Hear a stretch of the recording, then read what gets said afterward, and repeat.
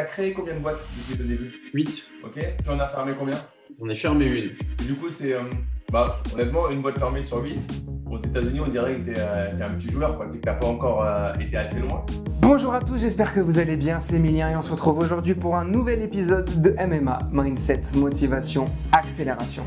Le but de ce podcast est d'interviewer des gens ordinaires qui ont accompli des choses extraordinaires pour vous inspirer et vous motiver.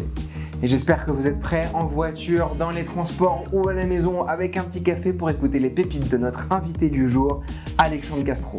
Un entrepreneur aguerri et cofondateur de CS Consulting, un cabinet de gestion de patrimoine, mais aussi cofondateur d'Agora Bank, une decentralized crypto bank, rien que ça.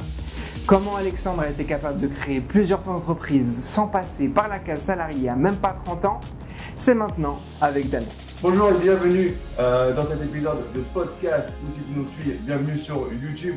Dans cet épisode, on va recevoir Alexandre Castro. Donc Alexandre Castro qui est cofondateur de CS Consulting et c'est une personne ordinaire et qui a fait des choses extraordinaires et il va nous donner toutes ses pépites. Salut Alexandre. Salut, ça va? Ça va bien, tranquille. Merci à toi d'avoir accepté de jouer le jeu. Donc, on va passer à un format comme d'habitude. Maintenant, tu le sais, si tu nous suis, le CV de l'invité. Donc, je te remercie d'avoir accepté l'invitation et de jouer le jeu. On va avoir des questions calées et des questions décalées. Et il y a une règle du jeu là-dedans, Alexandre. Tu vas me dire si tu l'acceptes, si tu as le droit, en fait. Ouais, je vais te poser quelques questions, des fois un petit peu intimes, un peu. Et du coup, tu as le droit à 2 jokers. Il y a 2 fois dans l'interview où tu peux dire next. Là, je ne réponds pas. Tu n'as même pas besoin de te justifier. Est-ce que tu es OK pour commencer? Yes, c'est parfait. Et merci à toi de me donner l'opportunité de m'exprimer ici. C'est cool. Yes. Alors, d'où tu viens, Alexandre? De Lyon. OK, pur lyonnais? Pur lyonnais. Alors bon, pour les Lyonnais, ils connaîtront, je suis d'un petit village à 20 minutes au sud de Lyon à la base. Mais aujourd'hui, je suis installé à Lyon-Centre. Ouais, je suis de Chaponnay pour ceux qui sont du coin. Ça ne parlera peut-être pas à tout le monde. Mets-nous dans les commentaires si tu connais. Est-ce que tu as fait des études, Alexandre? Ouais, j'ai fait des études. Alors, c'était un peu en dents de scie, c'est un parcours qui n'est pas typique. Jusqu'au lycée, c'était à peu près cohérent. Jusqu'à ce que je change un peu mon fusil d'épaule, arrivé en seconde. En seconde, j'étais censé partir après pour des études d'architecte, en fait. Donc, je m'étais dit, je vais faire un bac S, option maths, un truc voilà, bien dans les chiffres, le parcours idéal pour partir en architecture dans la foulée. Et sauf qu'en me renseignant, je me suis rendu compte que c'était assez cher. En tout cas, les écoles dans lesquelles je voulais aller étaient assez chères. Et bien que mes parents m'aient dit à l'époque, t'inquiète, on te paiera tes études si besoin, moi, je ne voulais pas démarrer dans la vie, tu vois, avec des dettes envers mes parents. Alors, c'est une façon de voir que certains ne comprennent pas. Toi, ils disent, ouais, mais c'est tes parents, ils sont là pour ça. Moi, j'avais un peu de mal avec ça. Je voulais me démerder par moi-même. Et donc, j'ai changé mon fusil d'épaule. Je suis parti en STG. Alors, les profs, forcément, ils me le reprochaient. Ils m'ont dit, tu fais ça parce que tu es un flemmard. Ce n'est pas une histoire de prix d'études ou quoi, tu vois. Ils m'ont dit, non, tu vas en STG, c'est parce que tu as envie de rien foutre, tu es un branleur. Enfin, mais clairement, hein, mon prof principal m'a vraiment dit ces termes. Et moi, bon, je l'écoutais sans l'écouter, je savais que ce n'était pas du tout pour ça. Donc, j'ai fait un bac STG. Après, j'ai enchaîné avec un BTS comptabilité, gestion des organisations. Donc, pure compta, tu vois, je suis resté quand même dans les chiffres. Et j'étais en privé, en fait, à ce moment-là. Donc, ça se passait à peu près bien. Et ensuite, pour la licence, j'ai fait la bascule d'aller à la fac. Et grosse erreur. Enfin, grosse erreur, au final, ça a été la plus belle erreur que j'ai faite. Parce que la fac, en fait, ça m'a dégoûté des études, clairement. D'être 500 dans un amphi, de voir qu'à la fin du premier semestre, tu n'es plus que 50. Tu te dis déjà que ça va être compliqué. Il y a un rythme qui est très soutenu. Les profs, moi, je n'étais pas fan en tout cas de ce mode d'apprentissage. C'est du bourrage de crâne, tu vois. Il faut écrémer pour garder que l'élite. Sauf que moi, je ne voulais pas faire partie de cette pseudo-élite. Donc, en fait, en parallèle des études, j'ai commencé à me renseigner sur ce que je pouvais faire d'autre. J'ai testé plein de métiers. Je suis arrivé dans l'immobilier. Et suite à ça, avant de retourner, enfin de me développer sur la gestion de patrimoine, j'ai dû reprendre les études en fait pour faire la bascule sur le cabinet. Et donc, j'ai repris un master gestion de patrimoine en cours du soir avec mon associé, qui est un ami d'enfance. Donc, on a fait ça en 1 an. Du coup, voilà, à peu près cohérent, plus ou moins, jusqu'à la licence. Ensuite, 1 année de battement où on a commencé à lancer la boîte que en immobilier au début. Et puis après, voilà, en parallèle, on a repris en cours du soir. Donc, aujourd'hui, j'ai un master Mais pour moi, je me suis arrêté réellement en BTS, tu vois. Même la licence, pour moi, ça compte pour du beurre. Excellent, excellent. Donc, tu as quand même fait le master, mais parce qu'il y avait un besoin, on va le voir après par rapport à l'entreprise que tu as, il y a un besoin, il y a un besoin de qualification pour pouvoir avoir toutes les certifications, les agréments, quoi. C'est ça, ouais, exactement. J'avais pas le choix, en fait. Si j'avais pu m'en passer, je l'aurais fait, mon associé aussi, hein. Mais bon, il y avait une target au bout, tu vois. Il y avait un objectif qui était trop gros. On voulait faire la bascule de que l'immobilier à la gestion de pattes. Et comme on n'avait pas le choix et qu'il nous fallait des agréments pour exercer ce métier, ben, on a pris sur nous. Et puis voilà, tous les soirs, on a charbonné chez nous. Après une grosse journée de boulot à gérer les clients dans l'immobilier, on rentrait, on apprenait et puis on a passé ça en fait en candidat libre, hein, à la fin de l'année. Et puis on l'a eu, heureusement. Du coup, tu n'es jamais passé par la case salariale? Non, non, jamais. Enfin, du moment où je suis entré vraiment dans la vie active, jamais. On a lancé notre boîte assez tôt. J'ai pas mal bossé en tant que salarié quand j'étais étudiant, même bien avant. J'ai fait pas mal de choses dès que j'étais jeune pour commencer à gagner un peu d'argent. Mais sinon, en parallèle de mes études, dès le lycée, en fait, dès que j'ai eu l'âge de travailler, week-end, vacances scolaires, dès que j'avais un moment, j'avais des contrats étudiants et j'allais cravacher tout le temps, tout le temps, tout le temps pour commencer à mettre de côté. Et ça m'a bien servi parce que monter la boîte, ça a coûté un peu d'argent. Et tout ce que j'avais mis de côté en fait depuis mes 17 ans, ben, c'est tout parti là-dedans. J'en serais peut-être pas là aujourd'hui. Est-ce que tu es en couple? Ouais, j'ai une chérie. Et est-ce que ça fait une différence dans les choix d'un entrepreneur? Ça fait pas une différence dans les choix. Tu t'organises différemment, je pense.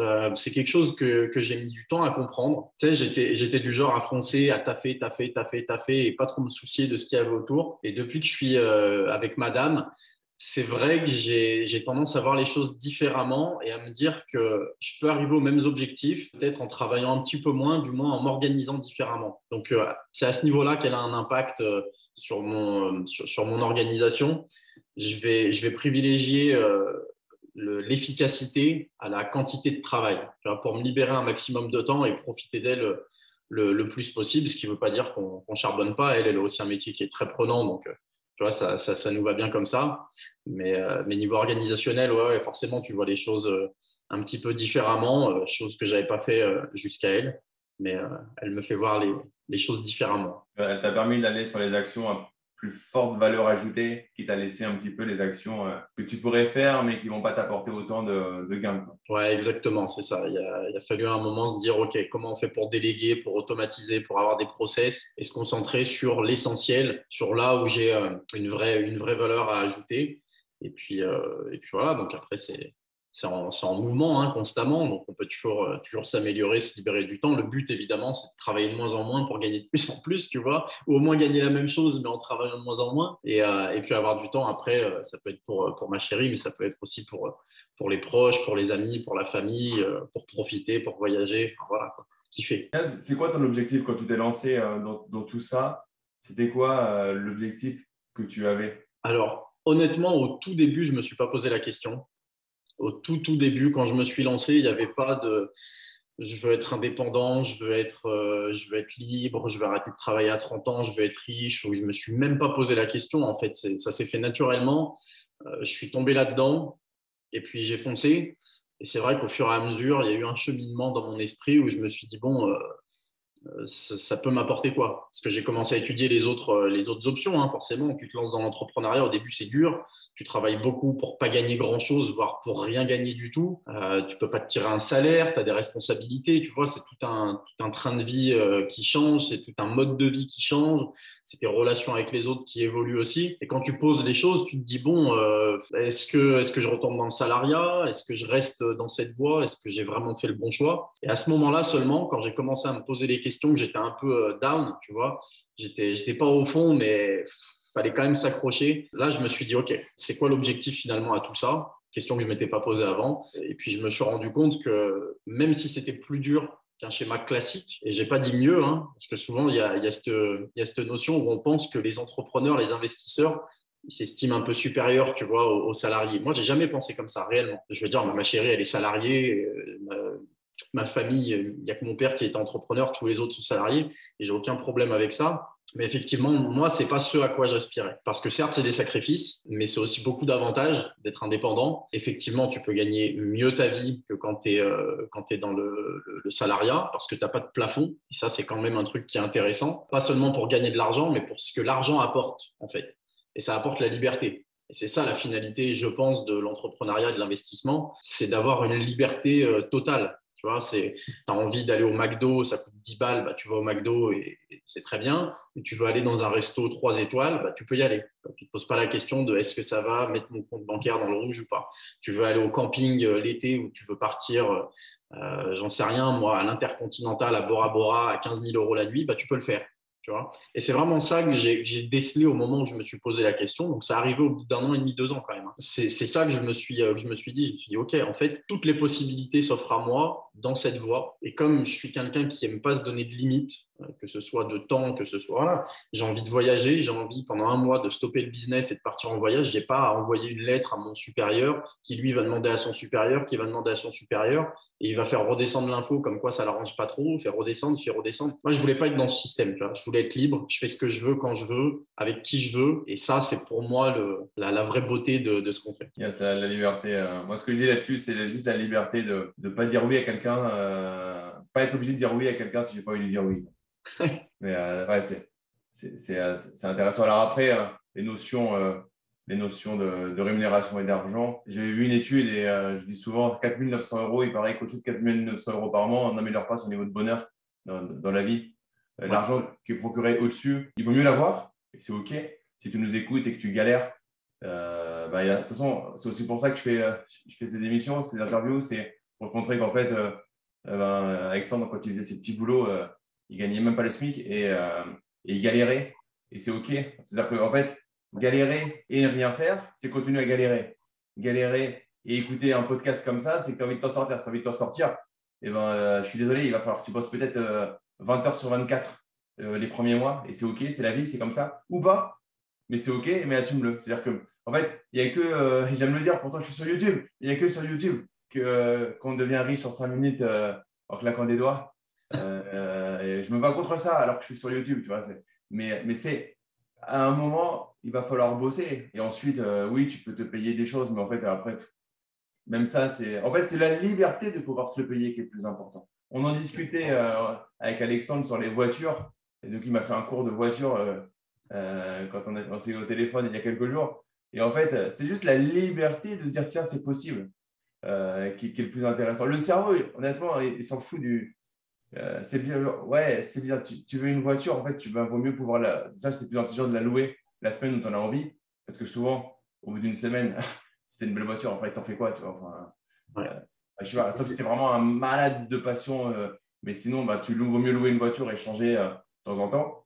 Mais c'est juste la possibilité de dire, OK, j'ai travaillé et j'ai les fruits. Et du coup, il y a une certaine aussi fierté de se dire, je suis capable de donner ça, je suis capable d'apporter, de me faire des plaisirs. Et au final, de toute façon, comme on est des bosseurs, on passe pas mal de temps à bosser, on ne va pas se mentir. Et au final, on ne fait pas l'ensemble de ce qu'on pourrait faire, même en vacances et autres. Quoi. Ouais, bien sûr. Mais il y a 2 sujets sur lesquels j'ai envie de rebondir dans ce que tu as dit. Alors déjà, ouais, juste en fait, le fait de savoir que telle chose est accessible, c'est déjà avoir gagné en soi. Tu vois, typiquement, moi, j'adore les belles voitures. Aujourd'hui, avec mon associé, on a atteint un niveau de revenu où, évidemment, si on veut une Audi R8, on va en concession. Bon, on ne va pas l'acheter cash parce que ce serait ridicule. On va prendre un leasing. On peut largement l'assumer sur la société. Et je roulerai en R8. C'est cool. Pourtant, je roule en Twingo, tu vois. Et je l'adore, ma Twingo. Et je vis en centre-ville de Lyon. Tout ce qui va m'arriver si j'achète une R8 aujourd'hui, c'est que je vais me la faire rayer. Donc, aujourd'hui, mais juste le fait de se dire que si je la veux, je peux l'acheter, il y a quand même, tu vois, je me dis, OK, je suis sur la bonne voie, continue, et elle arrivera tôt ou tard. Et la deuxième chose sur laquelle je voulais rebondir, c'est la notion de bonheur. Alors, je ne l'ai pas vu, cette étude sur les 4 900, au-delà, etc. Mais en fait, même quand je bossais pour des clous, quand j'étais étudiant en parallèle de mes études, j'ai bossé en poissonnerie, j'ai fait du jardinage, de la manutention, enfin, j'ai tout essayé, tout ce qui était possible. Tant que je pouvais gagner un peu d'argent, je le faisais. Je savais que ça me servirait plus tard. Mais j'ai jamais été moins heureux, en fait. Moi, je pense que, alors c'est philosophique presque, hein, mais moi, je pense que le bonheur, c'est un état interne, tu vois. C'est pas combien tu gagnes, c'est pas ce que tu possèdes, etc. Alors, c'est sûr, il y en a qui vont se dire, oui, mais c'est facile, il gagne bien sa vie.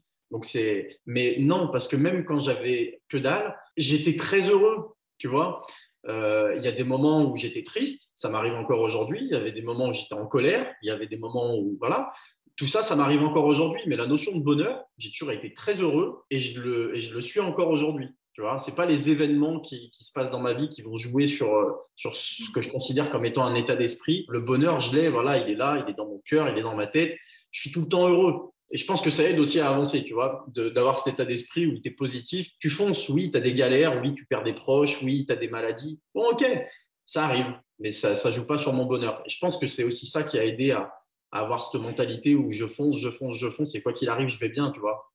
C'est excellent ce que tu dis. Il y a deux notions. La première, c'est de voir devant. En fait, on peut toujours… J'écoute un podcast d'un gars qui a interviewé, qui s'appelle David Bramy, qui est spécialisé dans les commémorations, qui est un peu choquant dans son discours. Je ne le connaissais pas. À première vue, il aime bien avoir un discours un peu clash sur Instagram et tout. Mais je ne veux pas reprendre ces mots parce que pour moi, ils sont un petit peu trop durs, mais en d'autres termes, c'est en gros, il faut arrêter de penser à ce qu'on a fait dans le passé, et regarder le futur et construire le futur.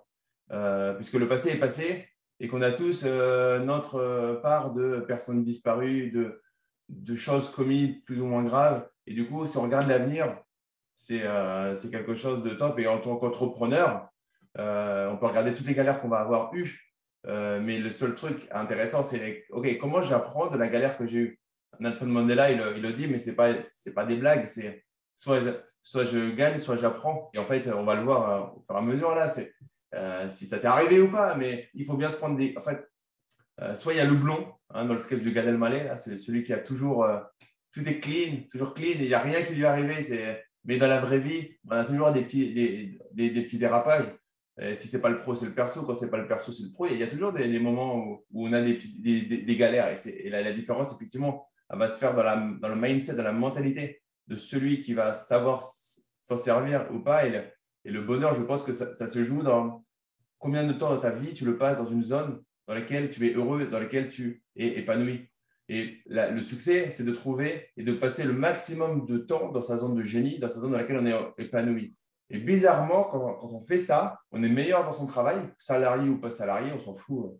Je ne suis pas contre le salariat, je suis pour la liberté de faire ce qu'on a envie de faire. Mais quand tu es dans cette zone de génie, tu es heureux et tu es meilleur. Et si tu es meilleur, l'argent, tu crées plus d'argent, tout simplement. C'est la vie. On a tous une valeur marchande. Plus on est bon, plus on gagne d'argent. Donc, c'est cartésien ce que je viens de dire, mais c'est une vérité. Dites-vous que vous avez tous une valeur marchande. Vous pouvez être dans n'importe quel domaine. Si vous êtes le meilleur jardinier de France, vous gagnerez super bien votre vie. Ah ouais, mais clairement. Mais il y a plein d'exemples comme ça. Tu te dis, pâtissier, bon, ça gagne quoi 1005, 2000, 2005. Prends Cyril Lignac. Il a des pâtisseries dans le monde entier. Il est blindé, Cyril Lignac. Pourtant, à la base, il est pâtissier. Tu vois, je veux dire, comme tu as dit, pourquoi il a réussi? C'est parce qu'il adore ce qu'il fait. Il est épanoui. Et donc, ça a marché. Et donc, il a démarré en bas et petit à petit, il a gravi. Mais il aurait pu rester pâtissier, salarié d'une boutique à 2000 € par mois. Ça se trouve, il aurait été très heureux aussi. Tu vois. Et finalement, c'est ça la clé. C'est de kiffer ce qu'on fait, d'être heureux là-dedans. C'est pas forcément d'aller chercher à gagner des sommes folles. Nous, ça n'a jamais été notre objectif avec mon associé. Ça a été la conséquence de ce qu'on a mis en place. On a bien gagné notre vie parce qu'on s'est épanoui dans ce qu'on faisait, qu'on a apporté de la valeur à des gens sur un domaine dans lequel ils étaient mal accompagnés de façon générale. On leur a apporté une solution à un endroit où pas grand monde leur en apportait. Et donc, il y a eu du bouche à oreille, ça s'est développé. Et c'est ce qui a fait qu'on a gagné un peu mieux notre vie que la moyenne. Mais sinon, ce n'était pas le but recherché. Nous, on voulait juste kiffer, bosser entre potes, pas avoir de contraintes. Et puis, petit à petit, voilà, ça s'est mis en place et ça a marché. Mais c'est possible dans n'importe quel domaine. Et il vaut mieux être très heureux dans le salariat que malheureux dans l'entrepreneuriat. Il y en a plein qui se lancent en indépendant en pensant que c'est la voie royale. Mais eux, ils voient l'argent comme une finalité. Donc, ils ne prennent pas de plaisir dans ce qu'ils font. Et ils sont très malheureux au fond d'eux. Il y en a plein. Et au final, ce n'est pas la solution. Il ne faut pas faire ça pour l'argent, je pense. Il faut faire ça parce qu'on aime ça. Si tu n'aimes pas ça, fais-le pas. Va trouver autre chose qui te fait plaisir. Quitte à bosser pour quelqu'un, si ça te convient, c'est très bien. Et l'argent, parce que effectivement, l'argent, si tu as beau en France, mais l'argent, si tu es dans ta zone de génie, si tu es bon dans ce que tu fais, l'argent va forcément venir. Quand j'étais salarié, à un moment, je n'étais plus épanoui. Quand j'étais épanoui, j'étais super épanoui et j'étais super content. Quand je n'étais plus épanoui, c'est là que j'ai changé. Et aujourd'hui, on me fait des propositions d'associations, etc., qui viennent à moi, en fait. Parce qu'en fait, quand tu donnes tête des gens, par exemple, en fait, tu as des sollicitations qui vont arriver. Et c'est juste parce qu'en fait, sans t'en rendre compte, c'est juste parce que tu es dans une zone où tu apprécies ce que tu fais et tu kiffes le faire. C'est un truc… tout l'intérêt de ces émissions, c'est de vous faire comprendre qu'en fait, juste lâcher prise. Allez trouver cette zone-là. Et si vous ne la trouvez pas, pivotez. Et vous la trouvez un peu plus tard. On a toute la vie pour… En fait, encore une fois, il ne faut pas voir la pression sociale. Monter une boîte à succès, ça ne prend pas… Chez personne, ça prend 3 mois. En fait, on vous donne 3 mois. On vous dit que c'est 3 mois à partir du moment où le mec… En fait, c'est que du marketing, les amis. Je vous l'ai déjà dit, on se le dit. Les mecs qui vous disent en 3 mois, c'est que du marketing. D'accord. On fait ce qu'on veut des chiffres. On peut faire des rentabilités de 45%. C'est super simple.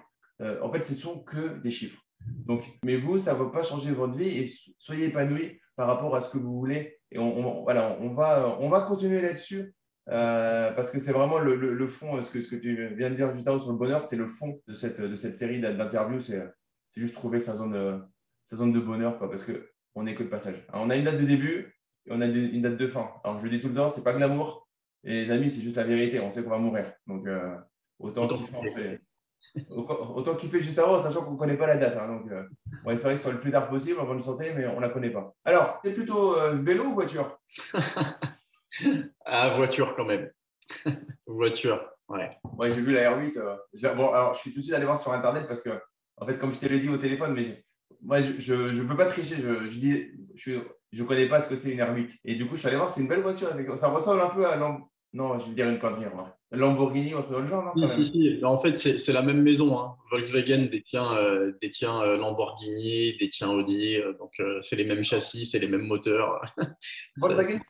Ouais, c'est le groupe Volkswagen. Tu as toujours été dans l'entrepreneuriat pratiquement. Tu as créé combien de boîtes depuis le début? 8. Ok. Tu en as fermé combien? J'en ai fermé une. Et du coup, c'est honnêtement, une boîte fermée sur 8. Aux États-Unis, on dirait que tu es un petit joueur. C'est que tu n'as pas encore été assez loin. On va dire attention, tu as fermé une boîte, tu vas avoir un défaut et tout. Qu'est-ce qui fait que tu as fermé? Tu as appris quoi de ça? Ça t'a servi? Ça t'a cassé le moral? En vrai, c'est pas un échec. Puis après, moi, j'ai un rapport à l'échec qui est celui de beaucoup d'entrepreneurs, mais pour nous, l'échec, c'est juste une leçon. Tu vois, c'est pareil, c'est des discours tout faits que tu as entendu 50 fois sur Internet, mais c'est vrai. C'est que soit tu te prends une grande baffe, tu tombes et puis tu restes par terre, soit tu te relèves et tu te dis, bon, comment je vais éviter la prochaine, tu vois. Et cette société, alors pour l'histoire, j'y l'apporte. C'était une boîte de prêt-à-porter qu'on a créée avec mon associé et c'est parti d'un délire. Parce que toujours dans cette idée de faire ce qu'on veut et faire ce qu'on kiffe, un jour on a eu un délire et on s'est dit mais finalement pourquoi pas en créer une boîte, tu vois. Et donc on crée la société, on a fait une levée de fonds, ça a super bien marché. Il y a notre ami Raphaël Carteni d'ailleurs qui avait fait une vidéo sur sa chaîne YouTube pour expliquer l'histoire de la marque et comment s'était passée la levée de fonds, comment on a fait. On a levé 50 000 € en 24 heures avec une story sur Snapchat. Inconnu au bataillon, mais je sais pas, le concept a plu, c'était assez fou.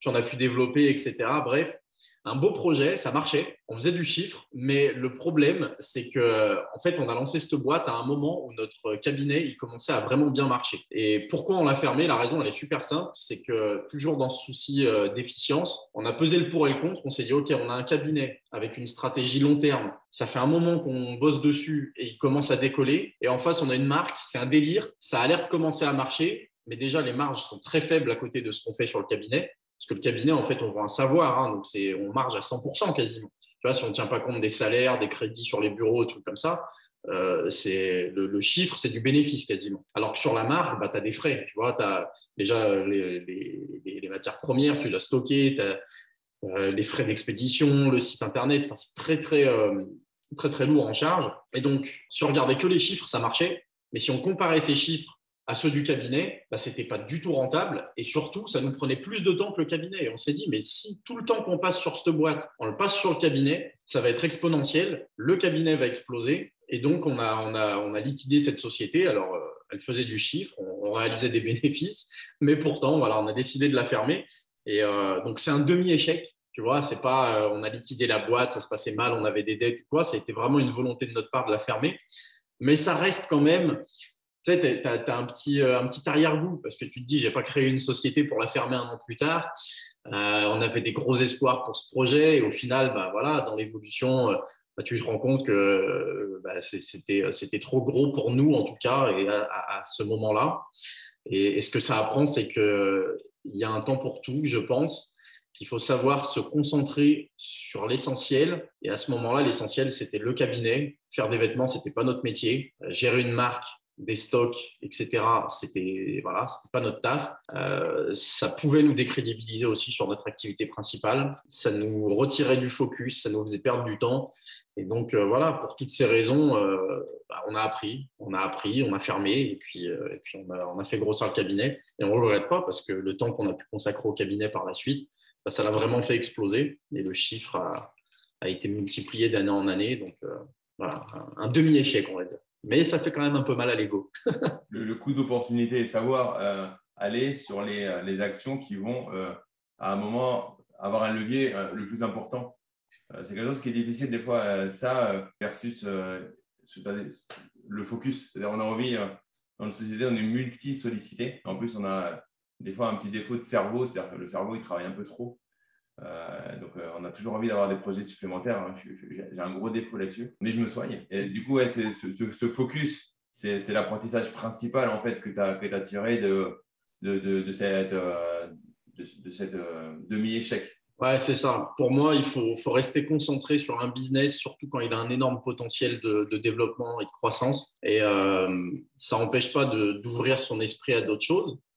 Parce que tu vas rencontrer des gens, tu vas apprendre des tas de compétences, donc ça c'est bien. Mais effectivement, je pense qu'il faut rester focus sur ce qu'on sait faire, ce qu'on fait de bien, ce sur quoi on apporte une vraie valeur ajoutée par rapport aux autres. Et puis après, voilà, une fois que tu as une boîte qui tourne bien, qui génère du chiffre en automatique, etc., c'est différent. Quand tu sais que tu as une certaine stabilité, que tu as atteint un certain niveau, pourquoi pas faire d'autres choses à côté? Mais pour moi, voilà, je pense qu'il faut garder une certaine cohérence. Et dans tous les cas, il faut être focus sur ton business. Tant qu'il n'est pas arrivé au niveau où tu veux l'emmener, c'est compliqué de faire autre chose à côté. C'est mon avis en tout cas. Yes. C'est quoi ton quotidien de chef d'entreprise? Il n'y a pas de quotidien. C'est ça qui est génial. C'est ce que j'adore aussi dans ce métier, c'est que tu n'as pas 2 journées qui se ressemblent. Surtout que nous, on a le côté donc, chef d'entreprise et investisseur. Donc, tu vas avoir vraiment cette multicasquette où tu fais jamais rien pareil. Une journée type, ça peut être tu te lèves, tu regardes des annonces sur le Bon Coin, tu passes des coups de fil, tu fais des offres, tu vas sur des chantiers avec des artisans, tu fais des estimatifs travaux, tu vas gérer des mises en location, des départs de locataires. Ça peut être des rendez-vous en banque pour négocier un nouveau crédit. Ça peut être un rendez-vous chez le notaire pour signer des biens. Ça, c'est pour le côté investisseur. Ça peut être étudier des projets aussi, toujours de ce côté-là. Ça peut être plein de choses, faire des calculs de renta. Et pour le côté entrepreneur, c'est tellement vaste. Ça peut être la gestion du personnel, de leur recrutement jusqu'à la gestion une fois qu'ils sont dans l'entreprise ou quand il y a des négociations à faire avec eux, que ce soit sur ce qu'ils font au quotidien, sur le contenu de leur poste, sur leur rémunération, sur les outils qu'ils ont à disposition. Ça peut être des discussions entre associés qui peuvent être parfois très, très longues, surtout quand tu as plusieurs associés et que tous ces associés ont toujours 1 milliard d'idées à la seconde. Donc, tu vois, les discussions peuvent durer parfois plusieurs heures. Ça peut être des rendez-vous clients au bureau, ça peut être chez eux, ça peut être au restaurant, ça peut être des visites de chantier avec des clients. On l'a fait récemment, on est parti visiter des chantiers en hélicoptère, tu vois, c'est génial, ça fait partie du quotidien. Tu loues un hélico, tu mets les clients dedans et puis tu vas visiter un chantier sur lequel ils ont investi. Ça peut être juste une journée entière à faire des mails parce que tu as une levée de fonds à effectuer et donc tu passes la journée sur ton ordi à rédiger des mails, appeler les clients et compagnie. Mais globalement, il y a pas de… Je ne peux même pas non plus te parler de nombre d'heures parce qu'il y a des journées où ça va être 18 heures. Tu vas faire ça pendant 3 semaines de suite. Puis parfois, c'est plus cool.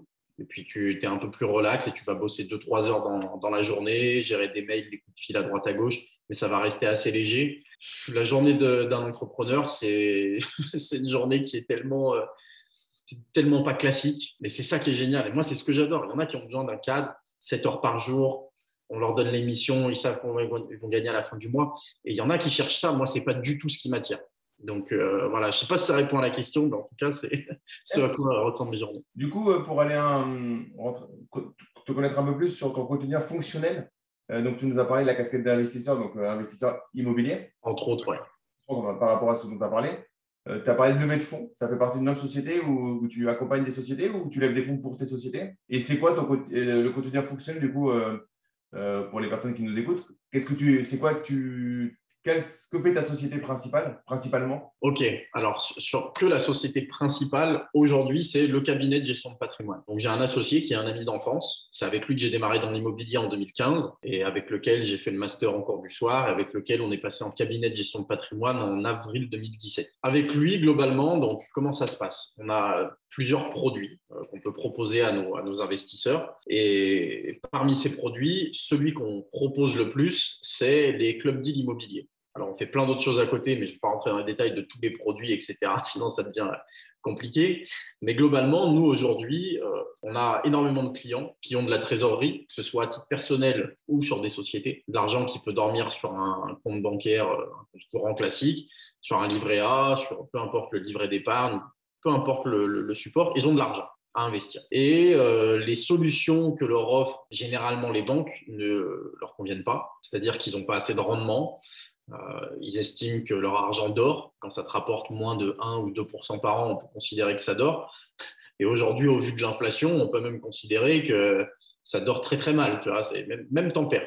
Mais bon, bref. Donc, on a ces gens-là qui ont besoin de gagner plus d'argent que ce qu'ils ont actuellement. Et nous, on a des solutions qui leur permettent justement de répondre à ça. Donc, les clubs deals immobiliers, le principe, c'est très simple. C'est qu'on a d'un côté des promoteurs immobiliers et des marchands de biens. Donc, soit des gens qui vont acheter des biens, faire des travaux et revendre, soit des gens qui vont acheter des terrains, construire et revendre. Et donc, ces promoteurs et ces marchands de biens, contrairement à des particuliers, quand ils veulent financer leur opération immobilière, la banque va systématiquement leur demander de mettre de l'apport. Et généralement, c'est des gros apports. Tu vois, quand tu es particulier, quand tu es investisseur pour toi-même, tu veux acheter un appartement et le mettre en location. Certes, toutes les banques ne le font pas, mais tu peux quand même obtenir un crédit à 100 ou 110%. Ça veut dire que tu ne mets rien de ta poche, la banque finance tout et tu rembourses le crédit avec les loyers. Le promoteur ou le marchand de biens, lui, il n'a pas cette opportunité. La banque, systématiquement, elle lui demande au moins 20 ou 30% d'apport. Sauf que c'est des gros projets. Un promoteur immobilier sur un projet à 1 million d'euros, s'il doit sortir 2 ou 300 000, il ne les a peut-être pas. Et s'il les a, il n'a peut-être pas envie de les cramer sur un seul projet. Parce que s'il fait ça, ça veut dire que tant que ce projet n'est pas fini, qu'il n'a pas tout revendu, il a de la trésor qui dort. Elle est immobilisée dans ce projet et il ne peut pas refaire un autre projet. Donc même s'il a les 200 ou les 300 000, il peut se dire,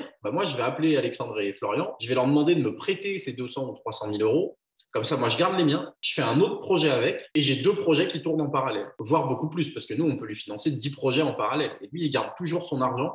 Ça lui sert de moyen de négociation avec les banques. Les banques financent systématiquement les 70 ou les 80%, et nous, on vient financer les 20 ou 30 qui manquent. Ça peut être beaucoup plus, hein. On peut financer des projets en totalité d'ailleurs. Et donc, en contrepartie de cet argent qu'on leur prête, eux, ils vont nous donner un rendement qui est beaucoup plus intéressant que ce que les banques proposent. Ils vont nous donner du 10-12 minimum.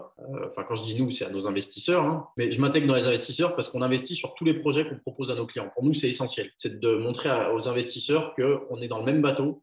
Quand on vous propose un projet, on y croit et on y croit à tel point qu'on investit aussi. Ça, pour nous, voilà, c'est une petite parenthèse, mais c'est important de le dire. Et donc, on réunit des investisseurs avec 2 000 euros pour l'un, 10 000 euros pour l'autre, 50 000 pour un troisième. On a l'enveloppe des 200 000 euros. On prête l'argent au promoteur ou au marchand de biens. Lui, il a le reste qui est financé par la banque. Il fait son opération. Il revend à la découpe.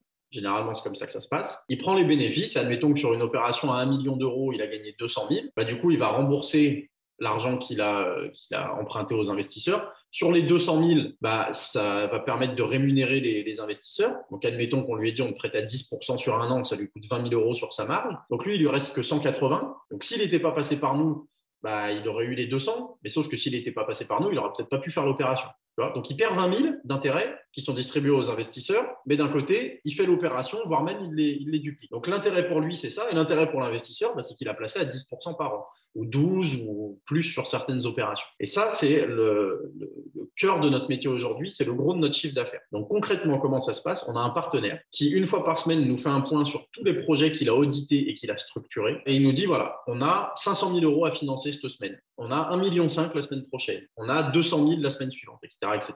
Nous, on prend les projets qui nous conviennent, ceux sur lesquels on est à l'aise, et on leur dit, OK, bah là, on prend l'enveloppe totale, on ne prend qu'une partie, etc., etc. Et une fois qu'on a validé avec eux cette enveloppe, on prend le téléphone et l'ordinateur, et on fait des mails, on passe des coups de fil, et on va aller chercher les investisseurs qui ont, à l'instant T, de l'argent pour financer ce projet. Et donc, si, en fonction de la durée, en fonction du rendement, des garanties, ils vont nous dire, moi, j'y vais sur celui-là, ou alors, j'y vais pas, j'attends le prochain. Et donc, on va remplir des enveloppes comme ça et financer des promoteurs. Voilà. Globalement, le gros de l'activité sur la société principale, c'est ça. Excellent. Je mets toutes les informations dans la description si ça vous intéresse, vous voulez aller plus loin. Je vous mettrai des infos. Ça vous arrive qu'un marchand de biens rate son opération et soit incapable dans la capacité de rembourser? Non, jamais. Je touche du bois, tu vois, j'ai un bureau en bois, ça me sert bien. Non, c'est jamais arrivé. Aujourd'hui, on a un taux de défaut qui est de 0%. Et pour nous, c'est essentiel. La sélection des projets, c'est l'étape clé, c'est-à-dire qu'on va miser sur un porteur de projet donc, qui réalise l'opération. Mais ensuite, même si ce porteur de projet il est validé, qu'on a déjà fait plein de projets avec lui, on va valider les opérations une par une. Parce que ce n'est pas parce qu'il est bon et que toutes ces opérations précédentes se sont bien passées que celle-ci va marcher. Donc, on va ensuite étudier en profondeur l'opération. Est-ce qu'il achète bien? À quel prix au mètre carré? Par rapport au secteur, est-ce que ça vaut le coup? Combien il va prévoir en travaux? Est-ce que ça paraît cohérent? Est-ce qu'il a tenu compte d'un aléa? Est-ce qu'il a pris une marge? On l'a vu avec l'augmentation des coûts des matériaux, il vaut mieux prendre des marges aujourd'hui sur les prix des travaux quand tu les anticipes. En termes de prix de vente, est-ce qu'il s'est mis sur la fourchette haute, basse? Pourquoi? Est-ce que c'est justifié? Est-ce que c'est cohérent avec le secteur? Tu vois, donc il y a tout un travail en amont et c'est ça qui fait qu'aujourd'hui, on a un taux de défaut de 0%. On n'est pas tombé dans la course au projet. Parce que tu as des plateformes, c'est un peu ce qu'elles font, tu vois. Elles sont payées au départ sur le montant qui est levé. Donc, tu en as qui tombent un peu dans ce jeu de dire je vais financer un maximum d'opérations, gagner plein d'argent, et puis peu importe si l'OP elle se passe bien ou pas, voilà, si on a une de temps en temps qui foire, c'est pas grave. Nous, on se refuse à tomber dans ce schéma-là et on fait vraiment très attention à financer, même si on finance du coup très peu de projets. Ça peut être un reproche de la part de certains clients qui nous disent « Ouais, mais nous, on a beaucoup d'argent à investir et là, vous n'avez pas assez de projets pour suivre la cadence. » On préfère avoir pas beaucoup de projets, mais qui aillent au bout, que beaucoup de projets et puis il y en a de temps en temps qui foirent. La seule chose qui nous est arrivée, pour être complètement transparent, c'est un retard sur un projet. C'est arrivé une seule fois parce qu'en fait, on avait un marchand de biens qui achetait un immeuble, qui le divisait en 3 et ensuite qui revendait. Ça devait être une opération très courte, sur moins de 6 mois. En fait, pourquoi on avait prévu une opération très courte? Parce que lui, il avait déjà signé 3 compromis. C'est-à-dire que les trois biens qu'il vendait était déjà sous compromis, il manquait plus que le financement et ensuite la réitération chez le notaire. Donc on s'est dit, voilà, on prévoit une petite marge, mais globalement, dans 6 mois, c'est torché. Sauf que le début d'année a été très compliqué, forcément. Économiquement, ça a été un bain de sang.